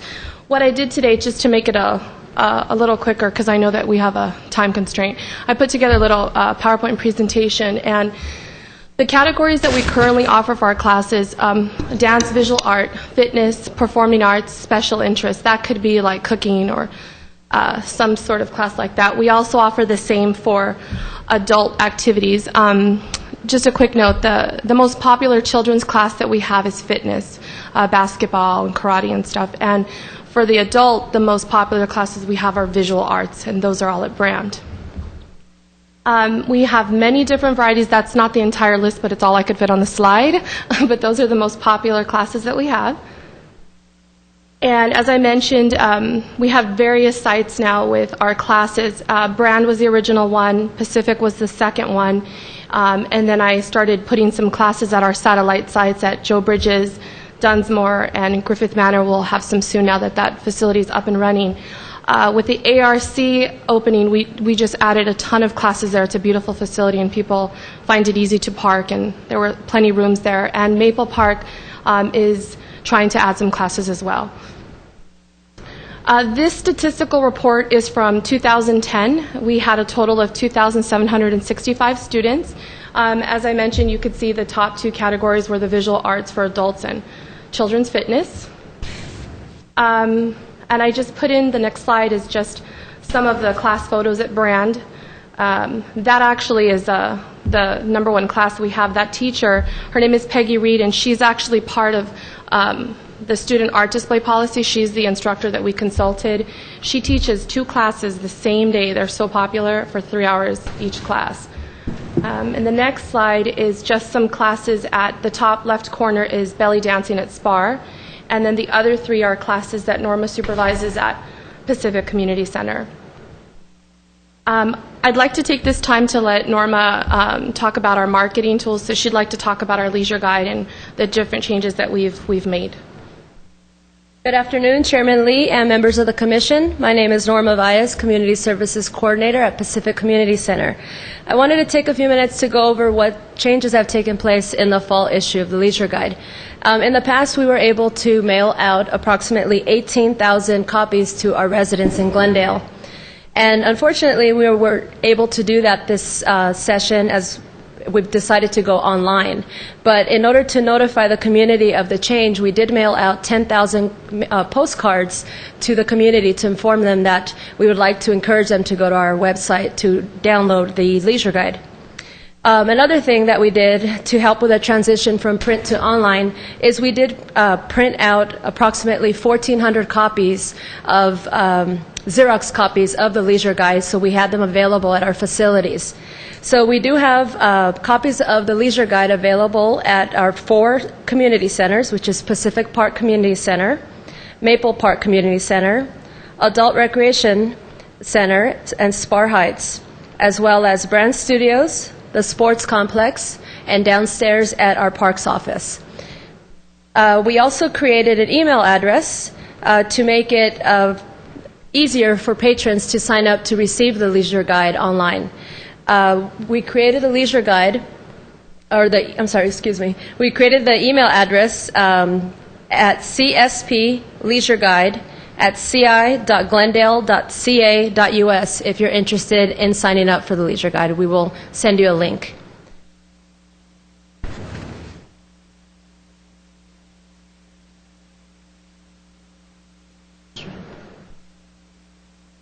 One thing I wanted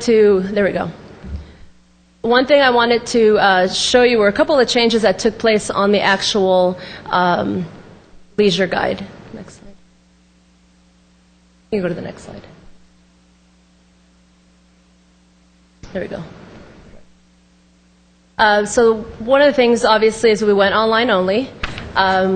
And we decided to do some changes to the Leisure Guide from what we had in the past. In the past, it was a black and white copy, and we also had some issues with navigating throughout the document. So we wanted to add a few tools to make it easier to do so.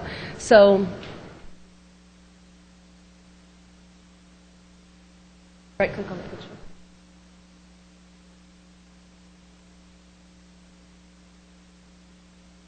There you go. It should on that. It should take you to that. I was trying to go live so you could actually see what the leisure guide looked like. Anyhow, if you get a chance to go to it, you'll see that the first thing that I did was to add color to the pages. Since we're no longer worrying about an expense of printing out color leisure guides, we decided to just add color, make it more interesting and enhancing for our patrons to look at. So, which also allows us to expand some of the information that we have available on the guide. Next, we added were bookmarks to the left side of the publication. It was a PDF that you had to scroll through 30 pages to find, say, youth classes. So now there's bookmarks on the left side that make it very easy and clickable so you can find what you need based off of topic. Next, lastly, one of the things we did to enhance the ease of using the leisure guide is we have a page on the leisure guide that has a list of all our addresses in the city of all our facilities, but you look at it and you don't know where you're going if you people may not know where Colorado is or some of our smaller parks. We decided to link it to Google Maps, so now when you click on it, it takes you to a map, and now you can see where in the city that facility is located. So we've added a few things. We want to continue to enhance it. We just did want to remind everyone that our fall classes are in session now, and that we do have registration until Saturday for this fall session. But we also want to encourage the Commission as well to give us their feedback as to how we can further enhance and improve the current guide. Miriam, could we go back to the winter session dates? As Norma mentioned, we're currently in the second week of the fall session, so if people feel that they don't want to start the session because they've missed 2 classes now, our next session for winter is going to start in January, but we're actually going to start taking registration November 7th. And then, as Norma mentioned, if you wanted to get on our list, there's several different ways you can do it, but if you can go to the next slide for me. You can always call the customer service office at 818-548-2752 for information, or you can request an email subscription at the CSP Leisure Guide at ci.glendale.ca.us. If you have any further questions? I have the question as far as dying to ask that. How do you recruit for the lifelong art? How do you recruit your teachers? Because I would like to see that we are very inclusive because we have so many artists in the city. Meanwhile, before we go there, just wanted to say hello to Norma because she is phenomenal. I worked with her. She's a dynamic lady who is on top of everything. She has helped and served the community in many different ways. The kids during summer and winter and any other time of the year. So if anybody needs anything in that direction, we could always contact her for support. Now, going back, how do you choose the artists? Okay, that's actually a tricky subject. Up until recently, if anybody was interested in teaching a class, they would contact either myself or Norma, depending on the location that they wanted to teach the class. They would complete an application. They would have to submit a class outline proposal. We would meet with them and we would discuss what they want to charge, what their material fees. We show them the facility, and if they have a good following and if their references check out, we would hire them. Recently, however, we were faced with an audit with Internal Revenue Service, and we were directed to change all of our lifelong learning instructors to hourly employees. That actually was a little bit difficult for us because we weren't budgeted for it, and we had to have them all have physicals, we had to have them all trained in harassment and diversity, so we're very selective now on who we hire. If you don't have a following or you don't have a place that you taught before, we're a little more reluctant to hire because we're just not budgeted for it. However, if somebody has an LLC, a tax ID, they're totally different. We can hire them as long as they have a filing, and we don't have to hire them as city employees. So now, could you announce to the community that artists could approach so they'll bring their portfolios? Absolutely. If anybody is interested in teaching, and it doesn't just have to be art, it could be, karate or aikido or whatever, they can contact me preliminary at 818-548-3813. I would send them the application. We would discuss how much they want to get paid, because that's how we determine the price of the class. And then we decide if they have a following. I check their references. Let's say they taught at another city. That's always the most helpful, because then I can call another city and find out how many students they had. And then if we are able to put them in, we still have one more shot to add people for the winter session 2012, because we've only done the first draft of the leisure guide, so we still have time. So if anybody's interested, we can look at our schedule and see if we can place them.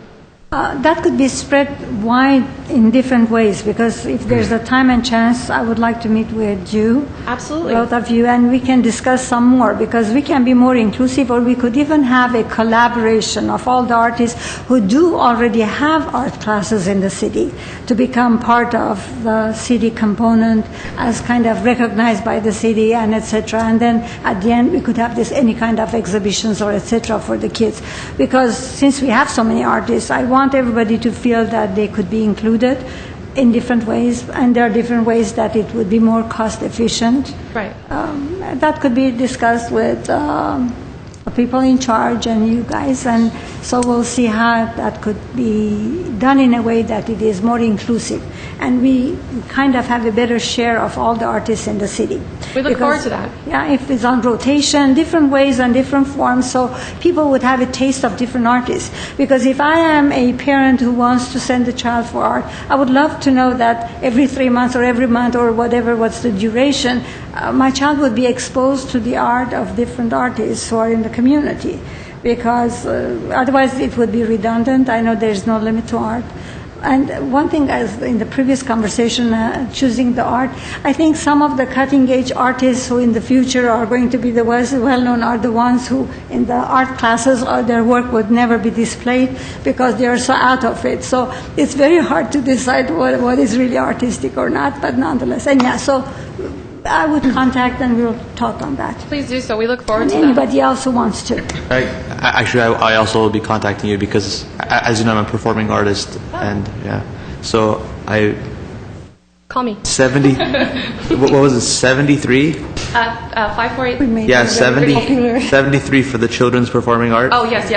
Compared to the children's fitness is $5.99. That's got to change. We actually did surveys for the classes that we run. After every single class, we give every single student parent or parent a survey, and one of the things we found with performing arts is people want their children to be in a private class. They don't like sharing the attention with the teacher, but we've really been trying. We actually had a DJ class that went for one session, and we were excited, and then we had a drumming session, so we would really look forward to that. And I have plenty of facilities that we can start housing some classes. Yeah, because so that would be great. I have a few chamber music ideas that we could probably do. That we could recruit some kids, and I can come in and coach. That would be great. I We could would look forward volunteer. to that. So Sure. And percussion instruments. I'm not good with that. Drums and bongos. Go on.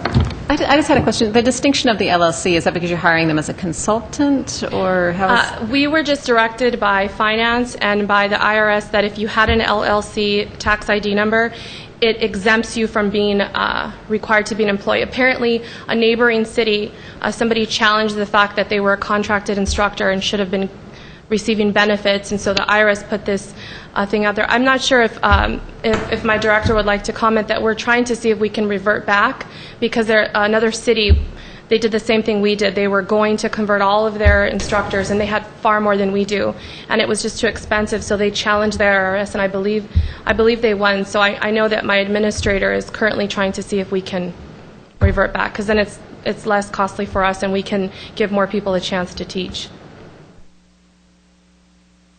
I think this 2,765 registrants for just one calendar year is very encouraging. Thank you. And I really would like to see this expanded, and that will kind of probably even eliminate my original concern of what art we are going to display or encourage.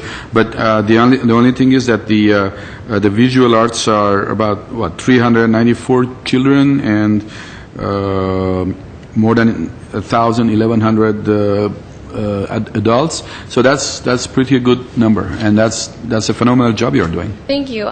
Congratulate you. Have you ever been to Brand Studios? Mm-hmm. Several times. Yeah, people I don't know if you've noticed the windows, but that's why the artists love that facility for the visual arts. We've tried to put visual arts at Pacific, and it just didn't work. So Brand, we have the same students coming. I have students that have been there for 40 years, taking the same class 4 times a year. That's how popular they are. So. That's a fabulous facility, and since there is a plan to renovate it and expand it, I'm not quite sure where you are going to do this while the renovation is going on, but I'm really looking forward to seeing it better, bigger, and more modern. Yeah, we're actually in the talks of taking over or sharing the Chevy Chase Library.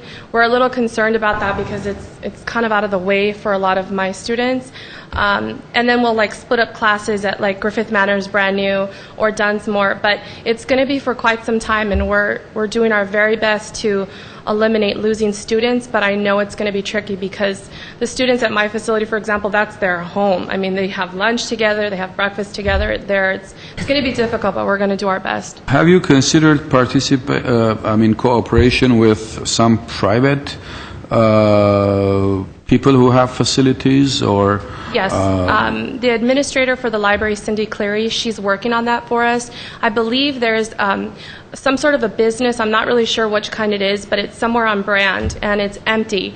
And she was going to see, because our facility is not being remodeled at all. There's nothing that's going to be done. So I believe she's just trying to help us. But for sure we can go to the Chevy Chase Library, but she is working on that to make it more centrally located, which we hope for. But what about some of these, let's say, schools private schools that there are? No, we haven't explored that. We're welcome to any suggestion because we're doing our absolute best. We don't want to cancel any classes because we know if you cancel a class a year and a half, you're never going to get those people back. Absolutely. So that's a good suggestion. We'll look into that. So if you need any help on those kind of liaison with some art organizations and schools that they do have facilities, of course you have to coordinate the time and their plan and their schedule and yours and all that. I'll be very happy to see what I can do for you. Thank you so much. We appreciate that. We'll be in touch for sure. Sure. We're anticipating we're going to be moved out, I believe, in March of next year. So that starts our spring session, but it keeps getting postponed. So we're hoping it keeps getting postponed even more so we can stay longer. We love it. We don't want to move. I think the plan to expand the Brand Studios was supposed to start in early 2010, correct? Actually, to be quite honest, I was on the first meeting they had like 20 years ago. It was such a long time ago, and they had huge outcry of the public come. All the students that were there, there were like 150 students saying, we don't want it closed down, and then I think there was lack of funding. So it was really supposed to start decades ago, so we're lucky. We're lucky it's lasted this long, so. Okay. Thank you so much. Thank you. Thank you. Next item. At 5C2, Arts and Economic Prosperity Study 4 update. Thank you. We are past our time. Mrs. Marashan, we are past our time. Could we stay here? Because usually I think we have till 4, correct? About 4:15. We just won't be on air. We won't be live. Okay. We won't. We have 5 more minutes to be live. Thank you. Talk fast. I think the next meeting starts at 5, but it does. Design Review Board starts at 5 in MSB. Okay, then I will do my best to give you a report very briefly about my Arts and Economic Prosperity Study. As I mentioned earlier, this is going to be completed this coming December. Just to give you an update about our third quarter. As of now, we have collected 517, yes. As of now, we have collected 517 surveys at select arts and cultural events, and we've been working with volunteers who have been absolutely very, very helpful, and they've been going and attending these events and collecting the audience surveys. Currently, we are compiling information and preparing our calendar of events for the fourth quarter. So we have 1 more quarter to go, and this project will be completed. That's how much I wanted to share with you about this project. Shall I go ahead and talk about my next item. I actually just have a quick question, because I think at the end of it you had mentioned that looking for the commissioners to take, unless I read it wrong, Or active role. Is there a list or any recommendation of people we should be contacting, or should we talk with Well, just recently we had many volunteers. We had a total of 13 volunteers who have been coming and going, so we had to make another announcement and publicize the volunteer opportunity and get new people, train them again, explain them. So, but that time is over now. We have Glendale Arts Association artists who have volunteered to help us out throughout the year. So they will be going to the events, and we don't actually have to go out and look for other volunteers.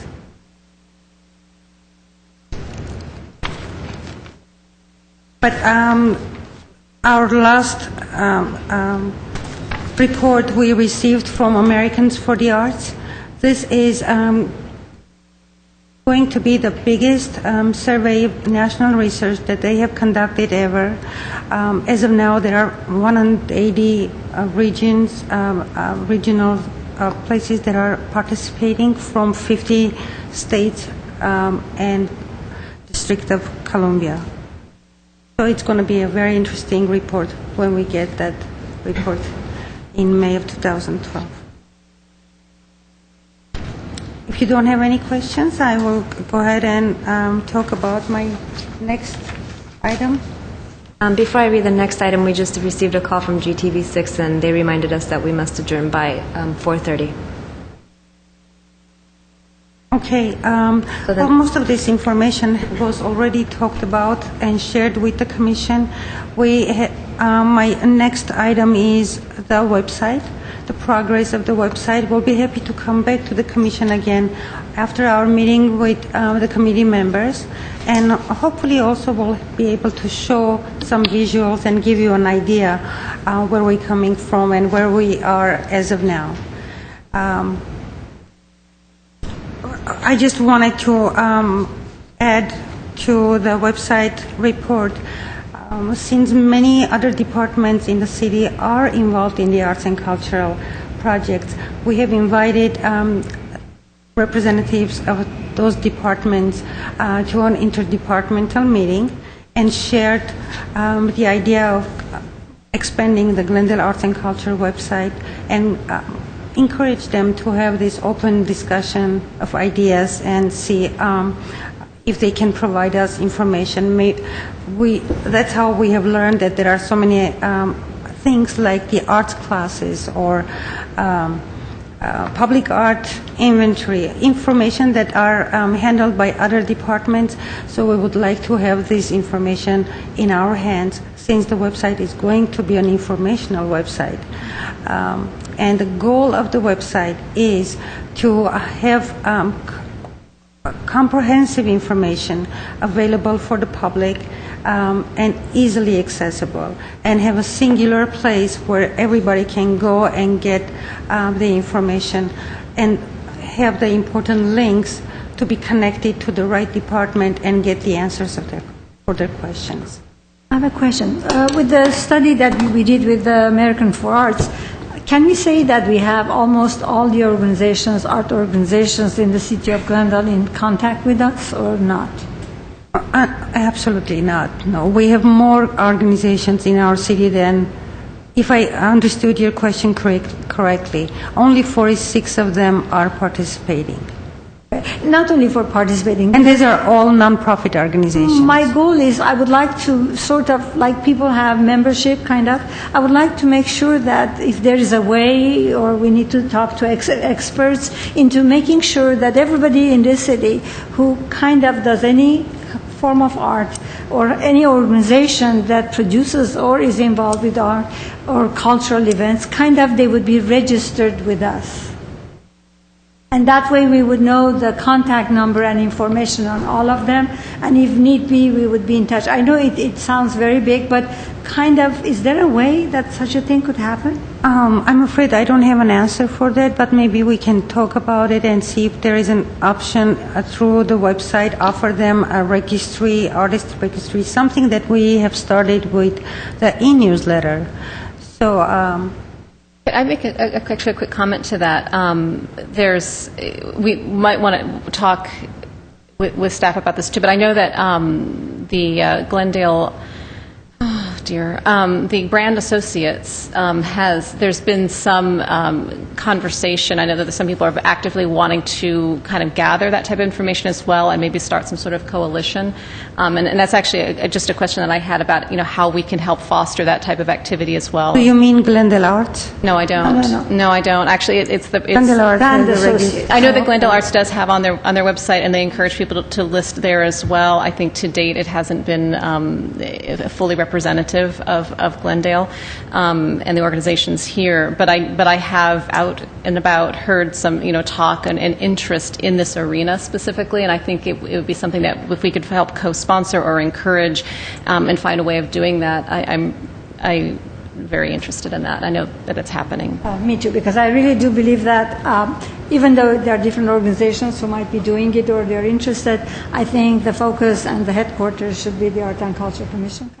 So we would have all the information on them as well. So anything need be, any decisions, any discussions, any suggestions from the arts and artists and organizations in the community, we would have an access to a number, and they would have us also. Because that way we could bring them all in. I know that brand associates, they're very concerned that city is not very inclusive of all the artists in the community. They want to make sure that we are not kind of choosing some or we're biased towards some, not we, but the city. So they want that inclusion of artists and having access to all of them. So whoever does that, we could work with them, but we need to be the center and the focus if we are the city. So we should be the organization. Okay, and I would like to go ahead and give a report about my public art, Maple Park Public Art. Actually, Why don't we table that? We really are short of time. Please go ahead. Can we table that? Because I would like that to be heard by the community and with enough explanation and question and answers. Which one? The public art and the Maple Park art, because that was very interesting. Make the announcement. Let's table that for next meeting. Yeah, I think so too. Could we do that? You want to? Sure. I think so too. Okay. I think we have. Just a comment. We have already made the final presentation of the Maple Park Public Art back in April with a PowerPoint presentation. We just wanted to go back and mention the two finalists and the artworks that were presented and installed, and as of August it's been installed. But if you would like to hear more about other opportunities and more about the artists, specifically these two finalists, we'll be happy to come back. Definitely. Let's do that. Okay. Sounds good. And we can include a PowerPoint as well. Sure. Maybe you can even present the artists here, if they can come in. I have contacted them. One of them is in China right now. But They'll probably he be back by will next come back meeting. Couldn't next. he come for this meeting?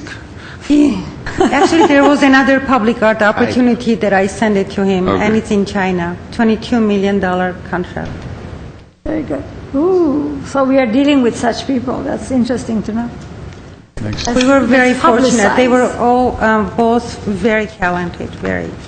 You know what? I wish one day on the Glendale newspaper, kind of, we could have all the different things that the city of Glendale does for art would be written. I do believe it would be several pages. We just need to get the whole 4 pages on, etc. for that. I need the community to see what we have. Next item, please. Sorry. Commission and staff comments. That was my comment. I jumped the gun, sorry. We'll start with Commissioner. A couple of quick comments. First, in my initial address, when I was reappointed as a commissioner, I forgot to mention that I really invite the community and whoever is interested to contact me through my city email, which is rgregorian at ci@glendale. Glendale. Okay, yes. ci.glendale.ca.us. Okay, so you will find my email address there. Please make sure. I want to be approachable. I want to be open to any comment, any criticism, any suggestion from any member of the community so that we can take it and hopefully move forward with that. And I suppose my fellow commissioners are also open to that, but that's my urge to the community.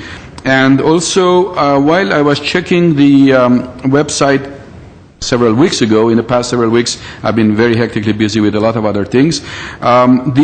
It seems that the city's website is not updated about the city commission, the commissioners, and especially the Arts and Culture Commission, and how they are appointed, for how many years, etc., etc. That information is quite ancient. So what I really would like to see, if it hasn't been changed in the past few weeks, which I doubt it has, I would really like to see somebody to update this information and make it up to date and current and correct.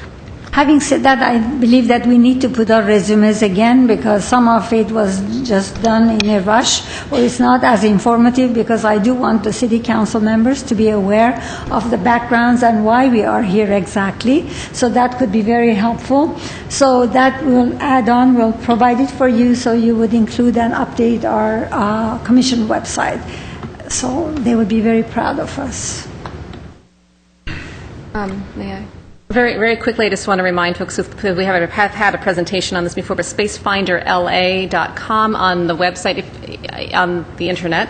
If you have space that you can make available to artists or arts organizations, you can list space in Glendale on the citywide or countywide resource. Also, artists that are looking for space can go there to find space for their exhibits and for their performances. And also, there's a big survey going on right now throughout the county of Los Angeles with regard to space needs for artists and arts and cultural organizations, creative businesses across the board at creativespacela.org. It's being sponsored by the city of Los Angeles and a number of national and local partners for the creation of space in LA particularly, which you can also provide information if you were interested in space in Glendale.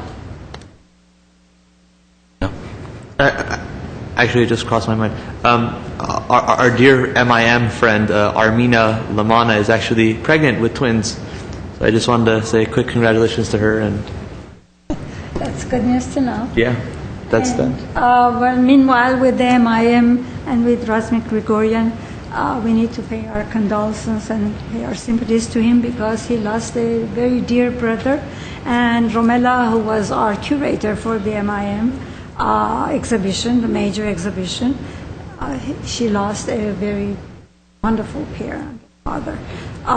So our sympathies and our condolences to Mr. Gregorian and the Gregorian family as well. Since we have the weddings and funerals all can combine, and the pregnancies, good news, and not so good news. With that, I think.